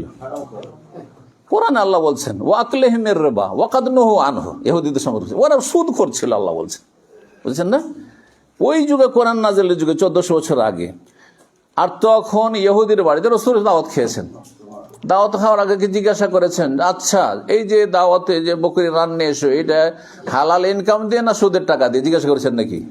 চরমপন্থা, এটা নবী সাল্লাল্লাহু আলাইহি ওয়াসাল্লাম শিখাননি এটা। তাহলে বোঝা গেল যে যার হালাল হারাম ইনকাম দুই রকমই আছে, তাকে জিজ্ঞাসা করার কোনো প্রয়োজনে কি খাওয়াচ্ছেন না খাওয়াচ্ছেন, আপনি হালাল নিয়তে খাবেন। কিন্তু যদি একটা লোক বলে যে আমি আজকে লটারিতে জিতেছি, সেই জন্য মিষ্টি মুখ করছি, তো খাওয়া জায়েজ? হারাম, জায়েজ নয়। কথা বলছেন? জি, চলো, ঠিক আছে, অসুবিধা নেই, খালাস। একটু উজু টুজু করবে, অনেকে উজু করবেন। হ্যাঁ, আচ্ছা থাক। মজলিসের কাফারা দোয়া পড়ে না, সুবহানাকা সুবহানাকা আল্লাহুম্মা রাব্বানা ওয়া বিহামদিকা আল্লাহুম্মা গফিরলি। হ্যাঁ, এই ভাই অনেক দূর থেকে এসেছেন, কলকাতা? কোথা থেকে এসছো তুমি? মাশাআল্লাহ। হ্যাঁ, তো আমার আজকে যেহেতু দাওয়াত ও তাবলীগ নিয়ে আলোচনা হলো, তো অমুসলিমদের দাওয়াত দেওয়া নিয়ে একটু যদি কিছু বলতেন, কারণ শুধুমাত্র মুসলিমদের দাওয়া নিয়ে হচ্ছে দাওয়া, তাবলীগ ইসলাম নিয়ে হচ্ছে, অমুসলিমদের দাওয়া নিয়ে সেরকম কাজ হচ্ছে না। অমুসলিমদের দাওয়াতের পরিস্থিতি দেখে করতে হবে, তাকে কিভাবে দাওয়াত দেওয়া। মানে তো এই নয় যে তুমি ইসলাম কবুল করো, এটা দাওয়াত। দাওয়াতের হেকমত আছে। এখন আপনার দেশের অবস্থা দেখে, এলাকার অবস্থা দেখে আপনি কিভাবে দাওয়াত দিতে পারেন। একটা লোককে, অমুসলিমকে যদি একটা বই ধরিয়ে দেন সাথে, শুধু বই ধরেন, পড়বেন না, কিন্তু তাকে যদি একটা গিফট দেন, বা একবার সাথে নিয়ে গিয়ে কোথাও খাওয়া দাওয়া করলেন, একটা পার্টি করলেন, আর সেখানে কিছু দিয়ে দিন, হয়তো নিয়ে নেবেন একটা গিফটের সাথে। তো হেকমার সাথে সীমিত আকারে যতটা আপনার এলাও, যতটা করলে আপনার জন্য ঝুঁকি নেই, ততটা করবেন। শিক্ষিত যারা মানে গায়ে আলেম, তারা সন্তানকে দিনের পথে যদি রাখতে চায় তো সাধারণভাবে কি নসিহা করবে? দিনের পথে রাখতে চাইলে যেমনটা বললাম যে নামাজ 7 বছর থেকে তরবিয়ত, কারণ নামাজ দিয়ে শুরু হবে তরবিয়ত, একজন জন্মসূত্রে মুসলিম। আচ্ছা, নামাজ যখন শুরু করছে 7 বছরে, তার মানে নামাজের শিক্ষাটা 7 বছর আগে দিতে হবে। নামাজের দোয়া, সূরা, আত্তাহিয়াত, তাশাহুদ ইত্যাদি, দুরুদ, এগুলো সব শিখাইতে হবে। তাহলে তালিমটা 7 বছর আগে দিয়ে দিতে হবে, প্রাথমিক নামাজ শিক্ষার তালিম। ঠিক আছে, আর সাথে করে নিয়ে নামাজ পড়তে হবে। 10 বছরে যেটা করতে বলা হয়েছে করবে, এভাবে তরবিয়ত করবে। স্কুল কলেজে পড়াচ্ছেন, তার সাথে দিনী জ্ঞান অবশ্যই দিতে হবে। শুধু স্কুল কলেজে যদি পড়ান তো ছেলে বেনামাজি হয়ে যাবে, সাবালক হবে। একটা সমস্যা যে আপনার যে আমি বেশি বলতে চাইছি, আপনি জানেন যে ভারতবর্ষের প্রেক্ষাপটে পরিবেশটা কেমন। যখন হায়ার এডুকেশনে যাচ্ছে তখন যে পরিবেশটা পাচ্ছে, এই ক্ষেত্রে বিশেষ সতর্কতা কি করতে হবে? সতর্কতা হচ্ছে যে আপনি যতগুলি ছুটি ছাটি পাবেন আপনি বাচ্চার ছেলের, তখন ইসলামিক কিছু বই পুস্তক দিয়ে হোক আর ইসলামিক লেকচার দিয়ে হোক তাকে ইসলামের সাথে জড়িয়ে রাখার চেষ্টা করবেন এই ফিতনার যুগে। বুঝতে পারছেন? এমন না যে স্কুল কলেজ চলে সাবালক হয়ে গেছে সেই জন্য ওকে আপনি ইসলামের আর কিছু গাইড করবেন না। আর ছেলেটাকে সবসময় অবজার্ভ করবেন যে ছেলে কি আসলে আমি যে এখন মাধ্যমিকে চলে গেছে অথবা হোস্টেলে থাকছে, সে নামাজ পড়ছে কিনা। হ্যাঁ, ভালো পরিবেশে রাখবেন, খারাপ পরিবেশে রাখবেন না। এমন মিশনারি স্কুলে যদি পড়ান আর বলেন যে আমি ছেলেটাকে নামাজি চাই, কোথায় নামাজি হবে? হ্যাঁ, প্রতিকূল পরিবেশ, খারাপ পরিবেশ, আপনাদের ভালো পরিবেশে রাখার চেষ্টা করতে হবে। হ্যাঁ, যথাসাধ্য চেষ্টা করতে হবে। একটা গুরুত্বপূর্ণ প্রশ্ন আছে, আমার ওষুধের দোকান আছে, তো বাচ্চা নষ্ট করা ওষুধ রাখি, তো অনেক কেউ ইচ্ছাকৃতভাবে বাচ্চা নষ্ট করার জন্য সে ওষুধ নিয়ে যায়। আমার এই ওষুধটা বিক্রি করা জায়েজ হবে বা এটা থেকে উপার্জন হালাল হবে? না, বাচ্চা নষ্ট করা ওষুধ বিক্রি করা জায়েজ না। হ্যাঁ, তবে বাচ্চা জ্ঞান দেওয়ার ওষুধ বিক্রি করতে পারেন। হ্যাঁ, শেখ আতিকুল্লাহর দার্স, শেখ আতিকুল্লাহ আর এই যে শেখ ডক্টর আতিকুল্লাহ আছেন, ওনার সপ্তাহে একটা দার্স এখানে হবে প্রতি রবিবারে। স্কুল কলেজের ছেলেরা দিন শেখানোর জন্য এখানে একটা উদ্যোগ আমাদের পাঠাতে, মাদ্রাসার ছেলেরা তো শিখছে মাশাআল্লাহ, তো ওর দার্স হবে। তো এইখানকার ভাইদেরকে বিশেষ করে বলছি, আর তারা স্কুল ছেলে যারা দায়িত্বশীল আছেন তাদের ছেলেরা আছে, ছেলেরা এখানে আসবে। যদি মেয়েদের ব্যবস্থা হয় তাহলে ঘোষণা করবে, আর না হলে আপাতত আমাদের ছেলেদের দ্বারা চলবে। সাপ্তাহিক রবিবার আসর পর, না রবিবার আসর থেকে মাগরিবের মধ্যে টাইম ঘোষণা করা হবে।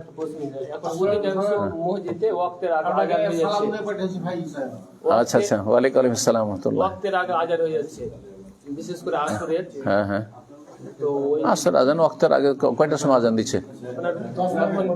হ্যাঁ, 2:40 দিচ্ছে, 51-52 ওয়াক্ত শুরু হয়েছে, 2:40 আগে থেকে দিচ্ছে। না, টাইম শুরু হওয়ার পরে আজান দিবে। আজান যখন নামাজের জন্য আগে থেকে কেন দিবে?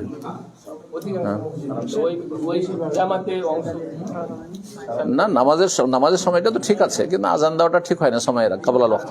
বর্তমান সিনারি যেটা চলছে আমাদের, ছাত্রছাত্রীরা পড়াশোনা করে, বাচ্চা শিক্ষকেরা পড়াশোনা করতেছে, বা হতে পারে শ্রমিকরা পড়াশোনা করে। একটা মব লিঞ্চিং নামে একটা জিনিস বের হয়েছে, অনেক কাফেররা এসে বা গণপিটুনি, মেরে দেয়। তো ওই সময় আমাদের রিয়াকশনটা কি হওয়া উচিত? একটা মুসলিম যদি আমরা ছাত্র যাচ্ছি, কি করা উচিত আমাদের? আল্লাহ হেফাজত করুক। তো আমাদের কি করা উচিত? সময় আমরা রিয়াকশন দিব না বসে থাকবো? বাঁচার চেষ্টা করবেন এরকম পরিবেশ থেকে, এইরকম পরিবেশে যাওয়া। থাকি বা অনেকজন থাকি, তো আমরা ওদের খেলাফি করতে পারি কিছু? না, প্রতিরোধ তো জায়েজ আছে, আইনের আশ্রয় নেবেন। যদি তাদের প্রতিরোধ করবে, যেই ব্যক্তির উপরে জীবনের উপরে আক্রমণ হয় সে প্রতিরোধ করতে পারে, প্রতিহত করবে। অনেক সময় নেওয়া যায় না, হতে পারে পুলিশদের সঙ্গে। আল্লাহ হেফাজত করুন। হ্যাঁ, এগুলো অবস্থা, হ্যাঁ হ্যাঁ, এগুলোর উত্তর দেওয়া বড় মুশকিল। হ্যাঁ, আল্লাহ হেফাজত করুন। সরকার যেটা করছে এখন এই অবস্থায় আমাদের কি আন্দোলন করা শরীয়ত সম্মত হবে? বৈধ পথে যেটাতে শান্তি বিঘ্নিত না হয়, হ্যাঁ, অশান্তি সৃষ্টি করা জায়েজ না, যাতে হিতে বিপরীত না হয়। হ্যাঁ, এমন কিছু করতে হবে যারা দায়িত্বশীল আছে তাদের পরামর্শ নিয়ে। আবেগী হলে হবে না, আবেগী হইতে হিতে আরো বিপরীত হবে। হ্যাঁ, তো এটা সুযোগ দিতে হবে না। নাজেলা পড়া যেতে পারে, যদি বালা মুসিবত হয় এরকম তো পড়া যেতে পারে। আপনার কাছ থেকে শুনলে অনেকের উপকার হবে। আমাদের যেহেতু আমি মুর্শিদাবাদ দেখেছি, মানে ওখানে যে মাদ্রাসাগুলো আছে বেশিরভাগই যারা বিড়ির কোম্পানি, মানে হারাম ইনকাম আছে, তাদেরকে দাওয়াত দিয়ে স্টেজে বসাচ্ছে, কোনোদিন নামাজ টামাজ করছে না, কিন্তু কখনো জ্ঞানী ব্যক্তিদের দাওয়াত দেওয়া হচ্ছে না। এই বিষয়ে দু একটা কথা বললে খুব উপকার হতো। কি বলে, কি করে মাদ্রাসা চলছে ওগুলো দিয়ে কি করবো ওরা বলবে। এটা আল্লাহ হেদায়েত করুক সবাইকে। হ্যাঁ, যারা হারাম হারাম এই উপার্জন করছে তাদেরকে আল্লাহ হেদায়েত করুক, আর যারা মাদ্রাসা চালাতে পারছে না তারা আল্লাহর কাছে যতটা পারে জবাব দিবে। আমি পলাশি থেকে এসেছি, পলাশি, মাশাআল্লাহ, পলাশি বারাকাল্লাহু ফিক। ঠিক আছে, মাগরিব পড়ো, মাগরিব পড়ে তারপরে সালাম দোয়া করে চলে যাবে ইনশাআল্লাহ। রাত হয়ে যাচ্ছে, এগুলো ফিরে নেওয়া যাক।